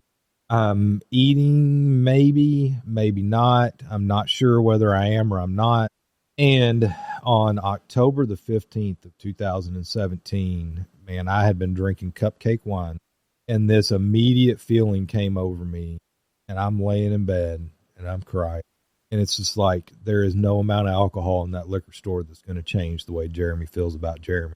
I had lost all faith in any God, anything that was, any power greater than me was just non-existent. It was something that wasn't going to be a part of my life. And even if it was, I surely didn't want it to find me, right? Because that was the experience I had as a child. Was this get you God thing. And, I'm laying there and I said, God, if you're real, I can't do this anymore. And I had drank every single day from 2009 until 2000, and that point in October of 2007. And the urge to drink alcohol immediately left. And I fell asleep that night, and I slept better than I had slept in years. I woke up that next morning, and I was in such severe DTs from drinking nonstop that I couldn't hold a cigarette. I couldn't hold a cup of water. I had a hard time walking across the floor. Couldn't get myself dressed. Some friends of mine, a couple of guys from work show up, and they come in. My dad comes over to the house that morning, and I looked at all three of them, and I said, I'm an alcoholic, and I can't stop. And that was the first time that I had ever acknowledged to anybody that I was an alcoholic. And they called the mental health clinic out at the base, and they said, hey, look, if you see him, having the reaction he's having, and he's drank the way that you're telling me he's drank, like, you need to get him to a detox facility. Like, his life can depend on it. And so they tell me, they're like, at this point, like, I know that the first sergeant gig is up, like the military gig is up, like, hiding it from family is up. Everything is up. And they tell me, they're like, hey, you gotta go put your uniform on. We got to go out to the base. And, and I know, listen, I'm not dumb. I'm like, we're not going to the base. I know this, And so they get me in the truck.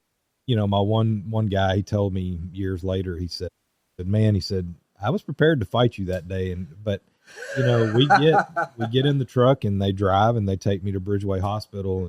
And man, I get out of the truck and I walk in the door, and I'm like, man, I'm an alcoholic. I can't stop drinking. And here I am, and I'm shaking, all of the nastiness that comes along with that. They admit me into the detox, and I walk down to the detox center with the nurse, and I'm like, hey, can I smoke? I try to smoke a cigarette. It doesn't work. I start, I haven't eaten in days. And so it's all just stomach bile and stuff just starts coming up. And she grabs a hold of me and starts dragging me down to the detox. I always share this with people because, man, this deal will kill you. Like, this is a deadly, deadly disease. And especially somebody that drank the way that I drank and just stops instantly. Like, there's a reason why the old timers detoxed people with alcohol, in the days before detox centers, because you die, your body shuts down. I mean, you can't, lucky people, there's lucky people out there that make it through it, but for the vast majority of people, they're not going to live through that. And, she gets me down there, and man, I sitting down in the seat, and they take my blood pressure. My blood pressure is 215 over 195. And there's a nurse behind me. I start hearing stuff moving around. This nurse is standing dead in my face, and she just looks up and says, "What are you doing? You can't give him that." And that I hear this voice from behind me says, "If I don't, he's going to die." And she comes around and she shoves this pill in my mouth, and she grabs a cup of water.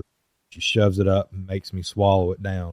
And I will never forget, because if that lady hadn't gave me that day, probably wouldn't have made 30 days.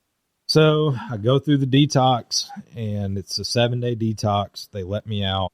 Because Sherry ends up at the detox facility as well. She's decided she's going to end up getting sober, which is a great story. Great story. I mean, to hear her tell it, I don't know how she didn't end up at the nut house. She ended up in the detox facility. But because Sherry ended up deciding to get sober at that same time, between the mental health facility on base, the ADAP program, which is, listen, I'm glad that they do something for people, but that program needs a complete revamp. There is no controlled drinking for guys like that. So between the conversations with my commanders and the ADAP program and the mental health program, they decided, look, we're not going to send you to a 30-day inpatient facility because it would be detrimental for your wife as well. And so, we think that the best course of action is for you to go to a 30-day outpatient program here locally. So I go to that 30-day program right there at the Bridgeway. And, over the course of that summer of 2017, man, I have made fun of Alcoholics Anonymous. I have told my wife in the car, like, those 12 steps, that ain't never going to happen. And the deal where they're wanting me to do this searching and fearless moral inventory, honesty is out, Jack. Like, I am never going to be honest with anybody about my deepest and darkest secrets. Like, that's just not going to happen. And if somebody thinks I'm going to, they can forget it. Like, so AA is out. That is not even an option. Well, in that detox, there was an AA meeting that met at that facility. Through the course of that detox, they would take us to AA meetings, and I went because that's what we were supposed to do. When I got out of there, I was like, I'm not going to AA. And I'm 3 weeks into this 30-day program, and I am still dying from the disease of alcoholism, and I haven't had a drink in the last 37, well, whatever the 3 weeks plus the 7 days is. So around 30, I have not had. And what I mean by that is the disease of alcoholism isn't just because the disease of alcoholism goes on with the stuff that happens in between my ears. I can't control my thoughts, feelings, and emotions. And I'm miserable. And I quite honestly didn't know what I was going to do that night. And I had been driving my wife up to her. She went to an ILP program on an off schedule of me. I went during the day. She went at night. And I drove her up there that night, and it was on a Thursday night. And she looked at me, and, I would go do different things around town. And she looked at me, Jeremy, what are you going to do tonight? And if I'm completely honest with you, I didn't know when I left the house that day whether I was going to go buy a bottle of booze, whether I was going to drop her off, go home and kill myself, or do something. And for some reason, before she got out of the car and I was in the park, she said, what are you going to do tonight? I said, there's a meeting of Alcoholics Anonymous in here. I think I'm just going to walk in there and see. And I walked into that meeting, and there was, if you ever went to a meeting at Bridging the Gap, whenever they met in that facility, you had to run what they called the gauntlet. There was a group of people that would stand out in the hallway on both sides, and they would greet everybody as they came in. I can't honestly tell you who all I talked to that night or who all I met, but there's only one thing that I remember about that night, that there was a lady in there, an older lady, wonderful, wonderful woman, and I love to refer to her as my AA mama. And when I walked in, she gave me a hug, this hug that was just absolutely filled with, and I needed to feel love so bad, because even though I knew my wife loved me, the whole time we were drinking for the last, year, I felt completely alone in my own home. This whole time that I'm going through this IOP and detox, I feel like the world's worst person. And she gave me that hug filled with love. She said, Jeremy, if you'll come here and you'll stay here, I promise you'll be able to live a life better than you could ever even imagine. And man, that stuck with me. And I walked in there that night, and unlike the first time that I went to that meeting before, And I thought, man, y'all are all some sorry people. I'm hearing people talk about the way that I felt and the way that I drank and the things that I did. And when I left there that night, they said, Jeremy, we're really glad you came tonight. We'll be back here on Monday. Please come back. And I came back on Monday. And when I left there on that Monday, they said, Jeremy, really glad you came here tonight. We love you. We want you to come back on Thursday. I came back on Thursday. And I was telling Pat earlier, man, I am now like basically done with this IOP program. I've heard people talk about going and getting sponsors. I've heard it talked about in a meeting. Man, I'm like 3 weeks into going to meetings at this place. And I'm like, I guess I'm going to have to try this deal out and see what happens, you know? And so I'm sitting there in a meeting that night, and this guy comes walking in, and he's got a Marine Corps tattoo on his arm, and I haven't seen him in a meeting this whole time. And I thought, if there's anybody that's not going to make me do all the steps and all the stuff that I don't want to do, it's going to be the guy that has the Marine Corps tattoo, because he's going to understand what it's like to be a Marine and, you know, how I feel and all of these things. I was wrong. This is a story of God doing for Jeremy what Jeremy could not do for himself. I picked Mr. AA in this group. He's been sober for a long time. He had stopped going to meetings. He came to this group so he could get back involved in Alcoholics Anonymous. Picked his sponsor, who was the sponsor of all sponsors, like in the Central Arkansas area, and did everything that revolved around AA and service. He's the alternate GSR of the group. He's the treatment chair for the district that we live in. He is like the epitome of Alcoholics Anonymous. And I go up to him and I said, will you be my sponsor? And listen, I had a sponsee of mine shared this recently, because I did the same thing to him. The first guy that ever asked me to sponsor, he said, well, I want you to go home and pray about it. And if you still feel that way tomorrow, then call me tomorrow and we'll talk. And I thought, you asshole.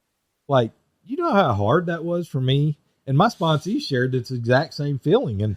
And so, you know, I'll tell you, like, now I don't do that with guys. I did that for a little while. I don't do it now because I understand like what that does. I'm either going to say, yes, I can, or no, I can't right now. And you need to go talk to them.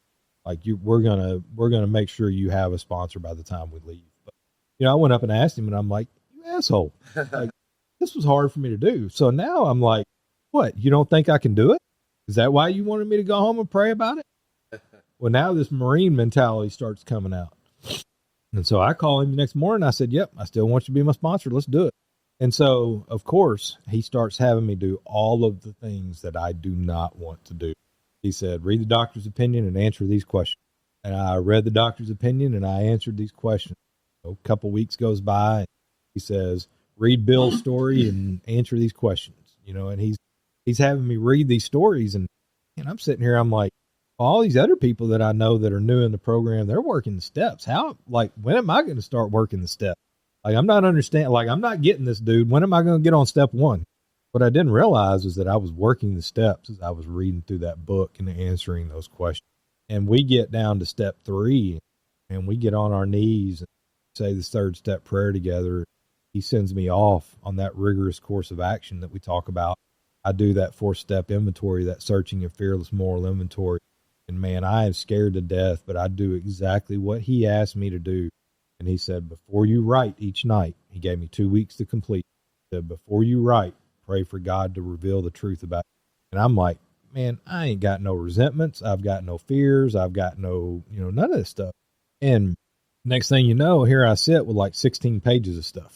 And I'm like, where did this all come from? It all came from God revealing the truth about you. It was the most scary, hardest, easiest thing that I have ever done, was to sit down and accept the fact that I was an alcoholic and work those steps in alcoholic. I think an important story to share with y'all is this, as we talk about me working the steps. I don't know if I was quite 3 months sober at that point. Man, I was still feeling really bad about Jeremy. I'm not doing well. I'm not doing good with this whole sobriety thing and working the steps. My sponsor calls me on a Friday. I'm a very sarcastic person. He has already hurt my feelings multiple times whenever I called him whining about things. he tells me things like, why don't you quit being so damn selfish? And I'm like, man, that's hurtful. Like, you know, but he calls me on a Friday and he says, what are you doing? And I said, in normal, smart aleck fashion, going home and not drinking as you. And he said, okay. He said, good. He said, go get your book and meet me at this address. And he sends me the address. We show up, and this goes back to that feeling like an alien deal. Like, I'm not in my own skin. I don't belong, and they're going to find out that you don't belong here, that you're not really them people. And man, I'm sitting in this meeting, and they took a big book study to a treatment center that night. I've sat here quietly for an hour as they have gone through this big book study with these people at the treatment center. They asked me at the end, they said, Jeremy, do you have anything to add?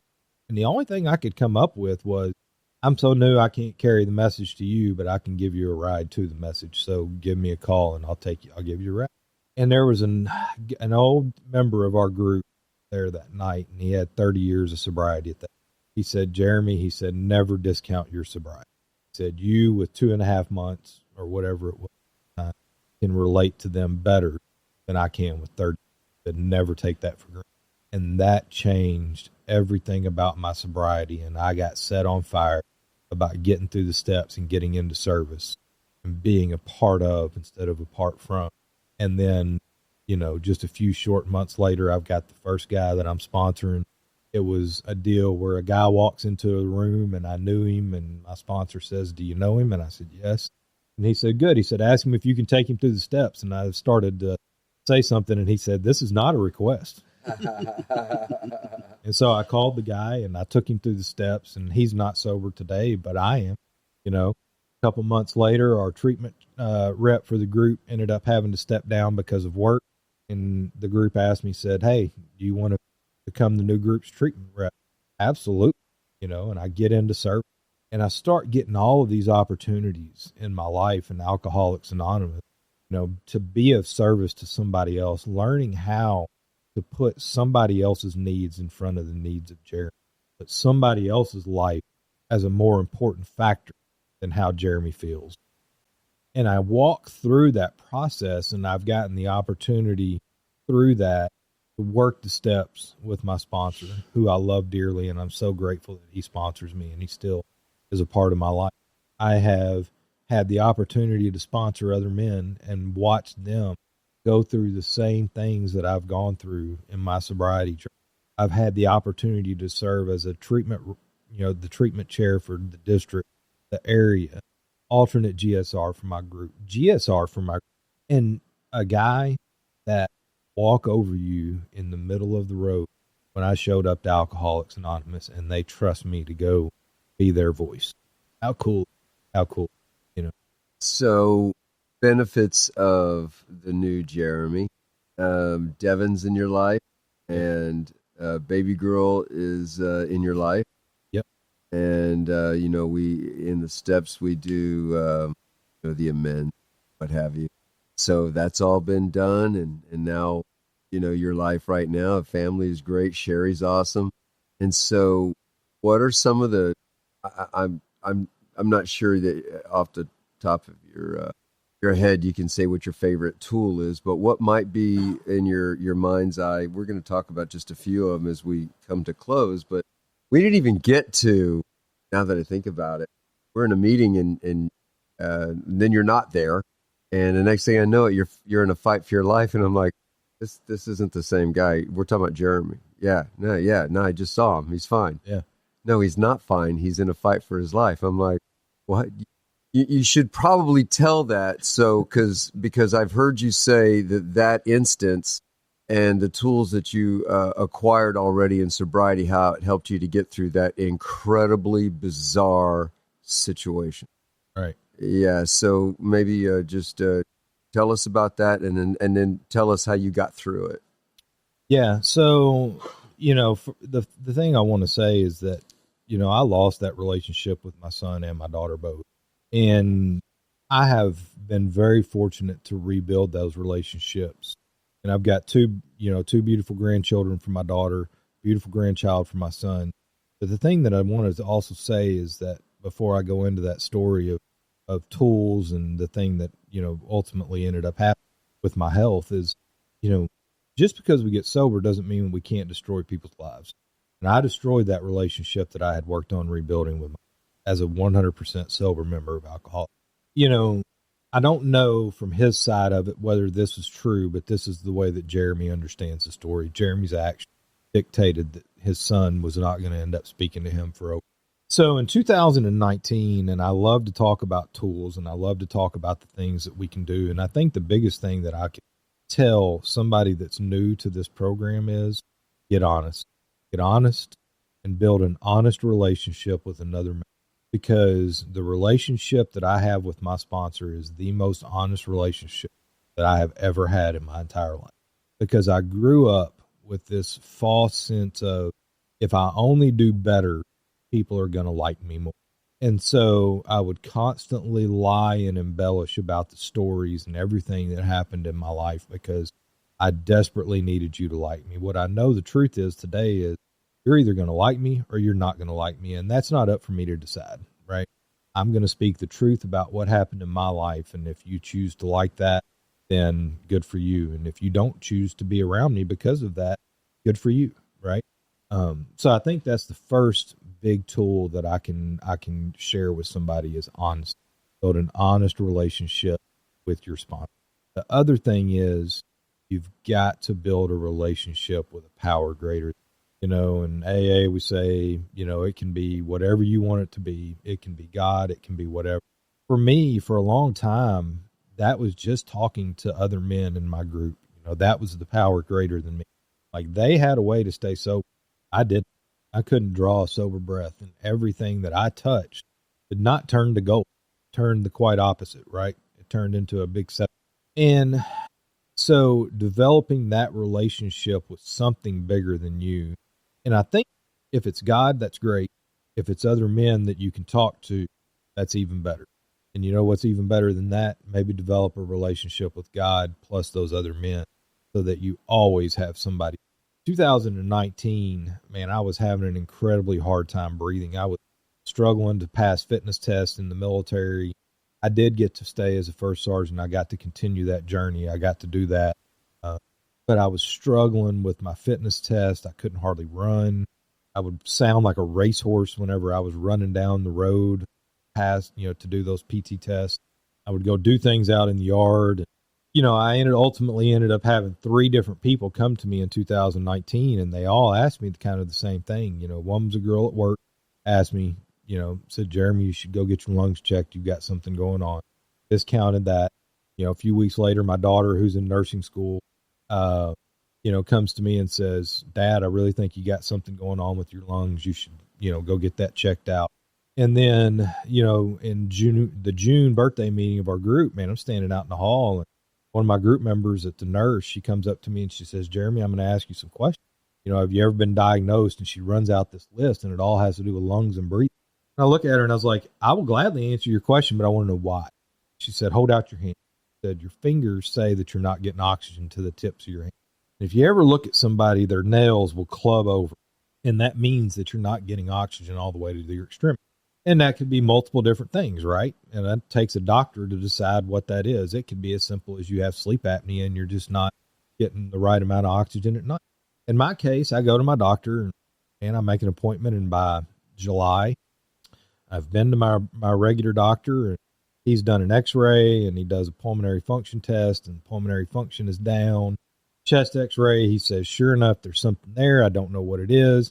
I immediately get on Dr. Google, find out I have lung cancer, call my sponsor and said, Google says I have lung cancer. I'm going to die soon. So we need to start preparing for this. And he says, in typical sponsor fashion, they're always smarter than we are. And he says, well, why don't we just let the doctors decide what's going on? And I said, oh, okay. Yeah, I think I can do that. And so me and Sherry go on a trip, that July. We go up to St. Louis. We go to an AA meeting while we're there. We go on to Chicago, go hang out in Chicago, go to the Chicago Cubs game at Wrigley Field, come back, go to a specialist later on, in October. Specialist says, well, this is what I think you have. And I immediately stopped hearing everything that he said. because this was the words that came out of his mouth. He said, I think you have pulmonary fibrosis. There is no cure for it. And people at your stage of development, and he starts spitting out statistics of how many people live for a certain amount of time. And I thought, are you serious? And I instantly got mad at God. And if this is who you are, and this is what you've done, and you've got me sober just so that I can die, then screw you. And I go through all the guilt and all of the stages of, anger and guilt, and, all the stuff. And we get down, and that group member that I told you about, I talked with her. She worked on a thoracic floor at a hospital. She took my medical records to a doctor, and the doctor there said, look, that if I saw your friend in my clinic, like, I wouldn't even attempt to treat him in Arkansas. I would just tell him to go to I was already scheduled to have a lung biopsy the day after our local convention here in Little Rock in 2020.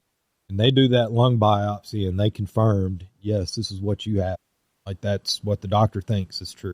And so I had made an appointment with this hospital, and I had tried to go to the two places that doctor had suggested, Vanderbilt in Nashville or Barnes-Jewish, Washington University in St. Louis. And ultimately, St. Louis could get us in before Vanderbilt, which is why we ended up there. What I never realized was that we go up there in July of 2020 for our first appointment up there with those doctors. It's almost exactly 1 year to the day when we were there in 2019. We're staying in the exact same hotel that we stayed in 2019. We're walking to the same medical school that we had walked through the campus and the campus of that hospital to go to an AA meeting in 2019, to go talk to these doctors about what's going on. Now, you tell me how God works. Everything kind of stayed stable, but through this whole process, man, I am trying to search for what my God and my spirituality looks like, especially into 2022. And Bob, yeah, you're right, man. In 2022, things progressively continue to get worse.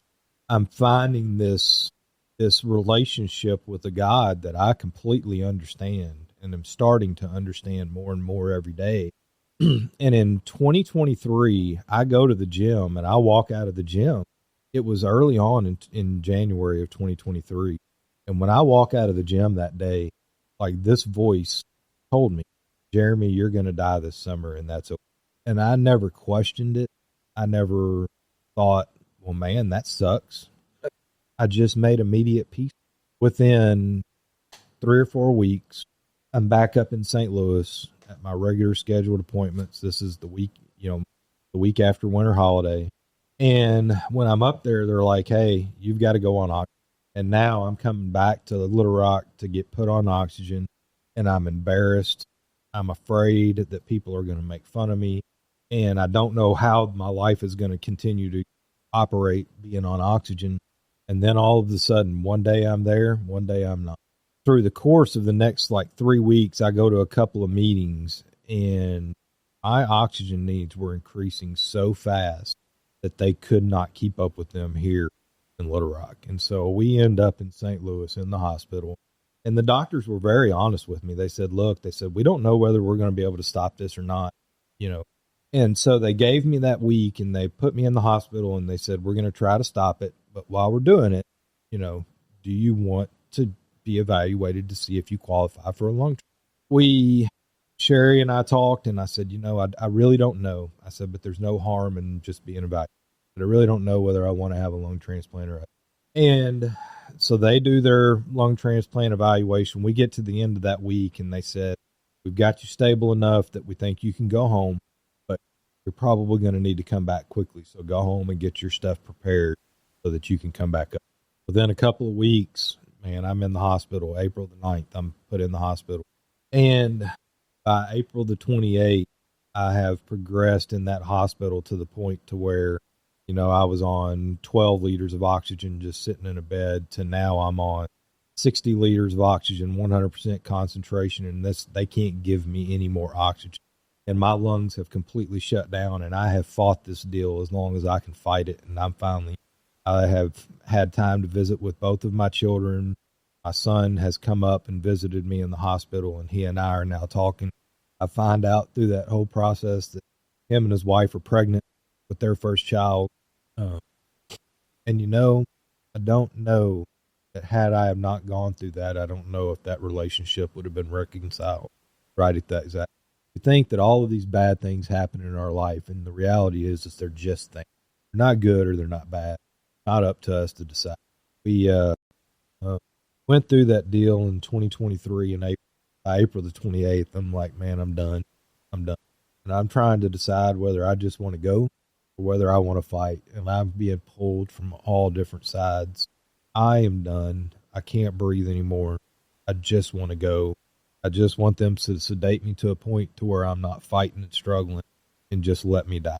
And this one doctor, man, is amazing.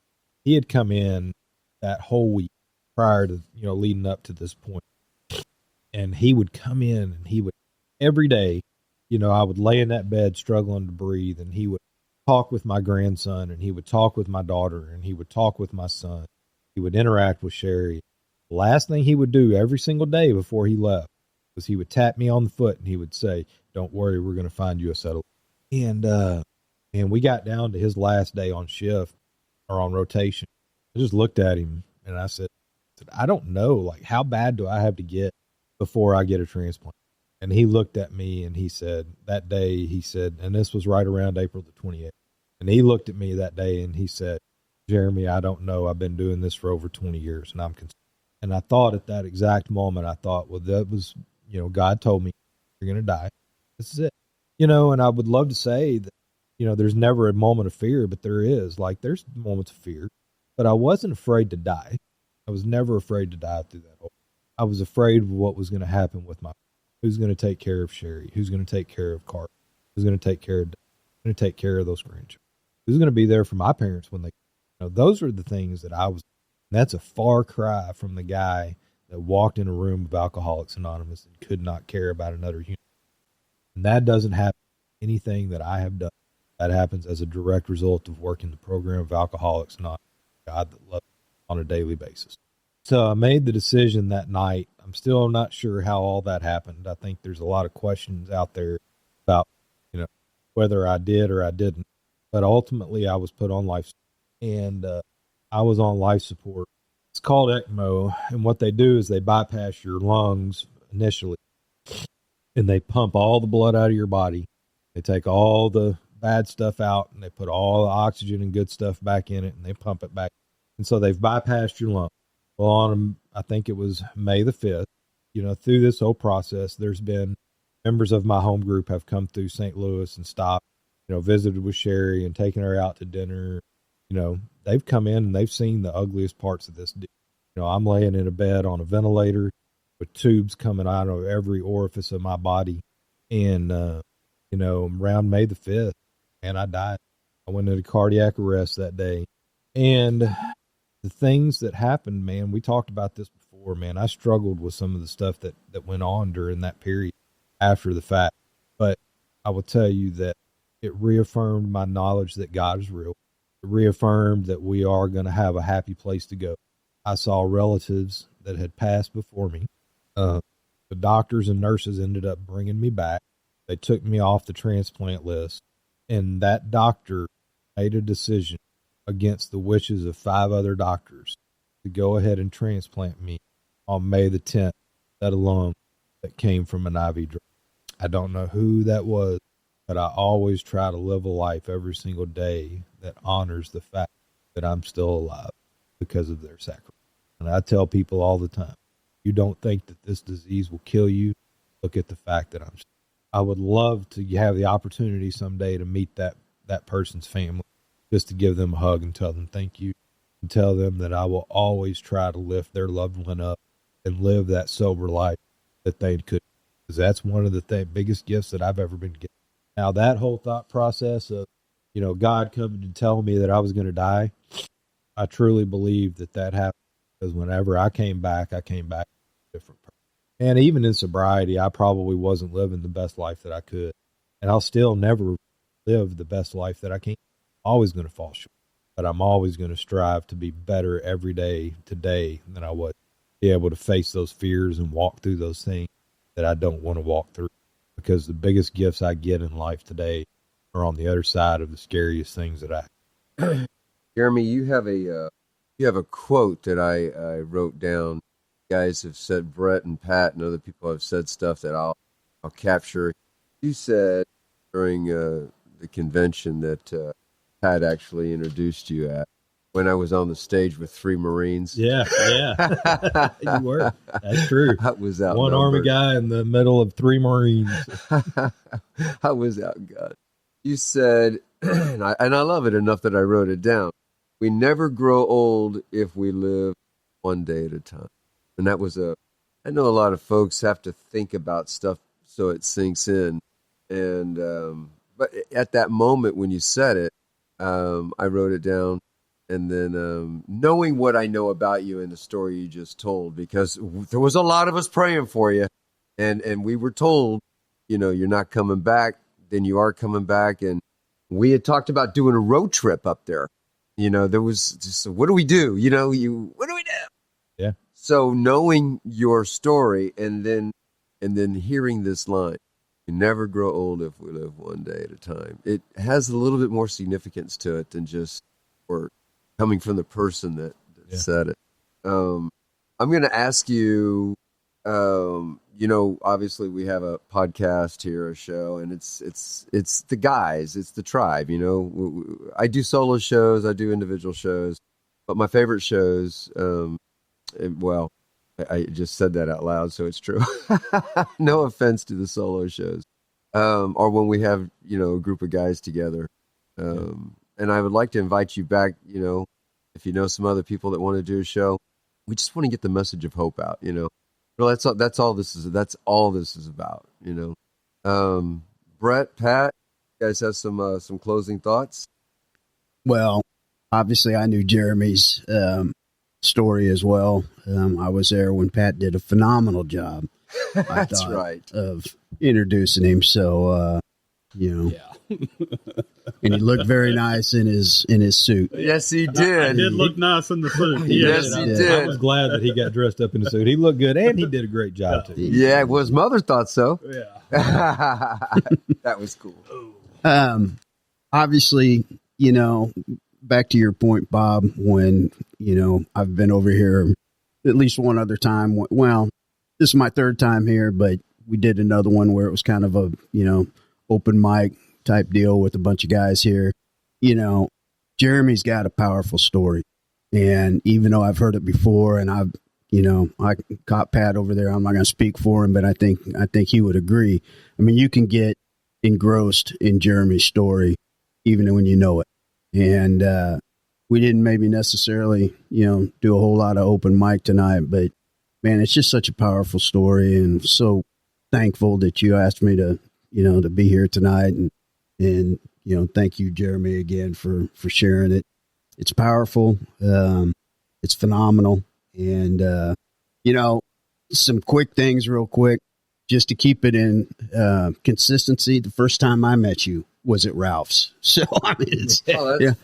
I'm the only one here that wasn't in the military, so I'm feeling a little out of place on that, but at least I got Ralph's, and that's where I met Jeremy for the first time as well. And it was one of those things. I knew you had to have been somebody special when I came in that first time, and you were sitting there and everybody was talking to you and finding out how you were doing and all that kind of stuff. And, the love and the concern and the joy that everybody had that you were able to make it over there that morning to share hit me like a ton of bricks. So it was clear to me. I'm like, I need to pay attention to this guy. He's had an impact on people that have had an impact on me. So, I need to pay attention to him. So I'll quit rambling on, but I thought it was a great show. And again, Jeremy, I can't thank you enough for going through and sharing your story again, because it is extremely powerful. Thank you, Brett. I thought you came over from Moe's. Shameless plug. Shout out to Moe's for giving us a military discount on our meal tonight. Soldiers, Marines, Air, Coast Guard, whatever you are out there. Remember, Moe's supports the military, and they gave us a really good discount tonight. So anyway, Pat? Well, I was excited again, Jeremy. You have past 3 years I've got to know you, and man, God puts people in our lives. I know that for a fact. These guys that are sitting right here, God put them in my life for a reason, and same with you. I think you're somebody that a newer guy like me, man. We if you don't know it, we watch. I sit back and I watch and I look at who's doing the thing, who do I want to, who do I want to walk with? I want to walk with you, bud. And when the committee asked me at winter holiday if I would introduce you, if I would chair the meeting, I told Paul this after the fact. I said I wouldn't do it for anybody else. I know they wanted me to do it. I wouldn't do it for anybody else. And you become a special part of me. You're helping me on my journey, and I appreciate you. Thank you, Pat. I'm really glad that you did, man. And listen, you did a phenomenal job at introducing me. I know that you questioned that, but brother, I'm gonna tell you, you did a great job. You looked phenomenal in your suit, and to see your mother smile watching you were standing there at that microphone, meant more to me than the fact of being able to share my story that more than anything. Because I think that that's an important thing that gets lost, right? Is that, Brett knows this, Bob, you know this, and, thank you all for being here, because y'all are all an amazing part of my story, right?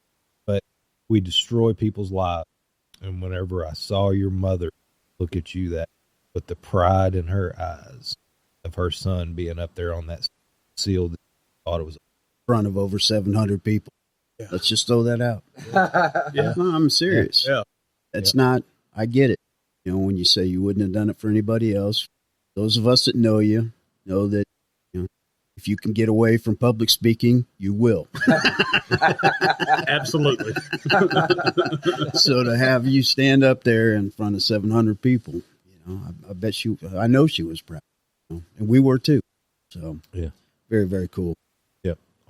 It all comes around, it does. Yep. It's amazing. We got to talk about Ralph, he 32 years on Monday. Yeah.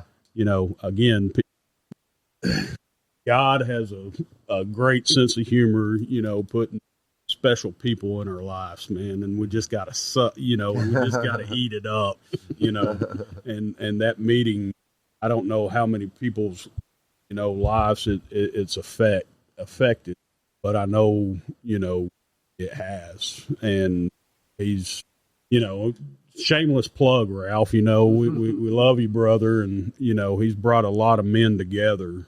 And that's awesome. That's the power of this program. And, being able to do something like this to Jeremy, your story, like Brett said, is unbelievable. It really is. And, when, the tornado that happened in April of 23, me and Paul came out, and it was a surreal, you gave him a generator, and, you told us that story. I don't know if I'm going to be here after the summer. I've been told, and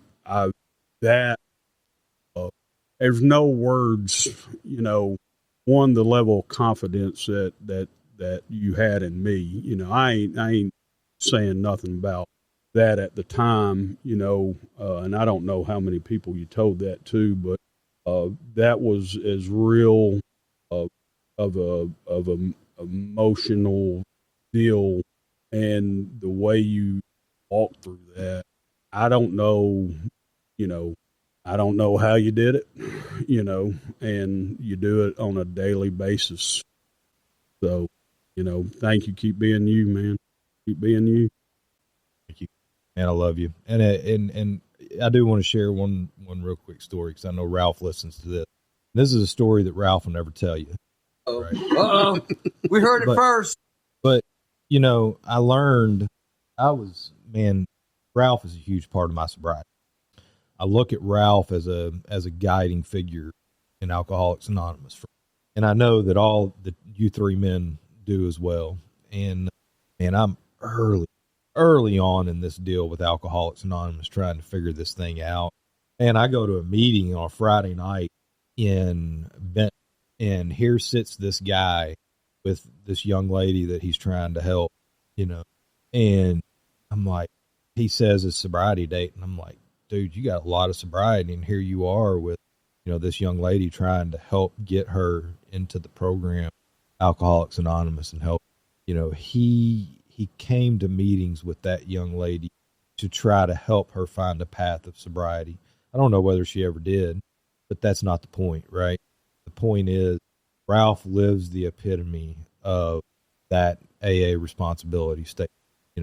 He is a man that I would love to be and model my program in Alcoholics Anonymous at, because anytime, anywhere that anybody reaches out for help, Ralph offers the hand of alcoholics. Here, here.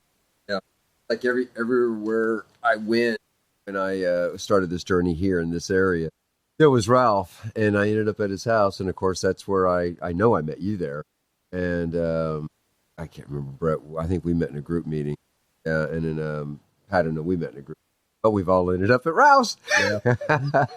Yeah. So we reserve, as our guest, Jeremy, we reserve the final comments to the audience, takeaways, so to speak. What would you say to, the struggling alcoholic, the searcher, or even the individual that's got a great program and is just cruising down the road, listen to shoutoutfromthepit.com. What would you say to any of those people? Or all? For somebody that's struggling to try to get themselves into the rooms of Alcoholics Anonymous or the rooms of anywhere that they're trying to get, it is the scariest, most simple thing that you will ever do in your life. And it is the most heroic act you can ever perform, is to surrender to the program of Alcoholics Anonymous, admit that you're an alcoholic, that you need help, and you cannot manage your own life. That is the most heroic thing. It is not a weak act. It is not an act of admission that you can't, that you're a bad person, because we're not bad people. And if somebody broke their leg and needed to go to a doctor to get it fixed, you wouldn't make fun of them. And nobody's going to make fun of you because you had to go to a 12-step. Get honest with yourself and get real with another person. So that's what I would say to the person that's out there struggling, and the person that's in that program already and may still be struggling, because you know what? We struggle. We struggle on a daily basis. And the best way to get your program back on track, get out of yourself, is to be of service to another human, be of service to the program of Alcoholics Anonymous, and do something for somebody. And I learned more about my home group members by getting to the meeting early and putting chairs out and staying late, putting chairs up, making a pot of coffee. It can be as simple as that. You don't have to go into general service. It's not for everyone, but do something for somebody. Thank you again, Brett, Pat. As always, it's always a joy to have you guys on the show. Jeremy, we're extending that invitation to you. Periodically we'll do, Brett called it an open mic, table chat open mic. There are other words we don't use anymore, thanks to Josh. You know what I mean? But what we do on those is just a bunch of guys sit around, we'll have supper, and we'll just get on here and talk topics, man. It's and it's always with, the mindset is we want to give hope to the hurting. So what tools can we have? And those are the times we get really silly and snarky and we're stupid. So we're just having a good time, but we want people to know you can have a good time in sobriety. Oh yeah. So, okay. All right. So that's it, folks. Thanks for listening, and please share our show with folks that could use some encouragement and extra tools for their recovery journey. And be sure to subscribe at shoutoutfromthepit.com for future episodes. As Ralph would say, it's for free and for fun. Remember, you are not alone, and if no one's told you they love you today, we love you. I'm Bob the Old Rucker, praying you're having an outstanding American day. God bless and peace out.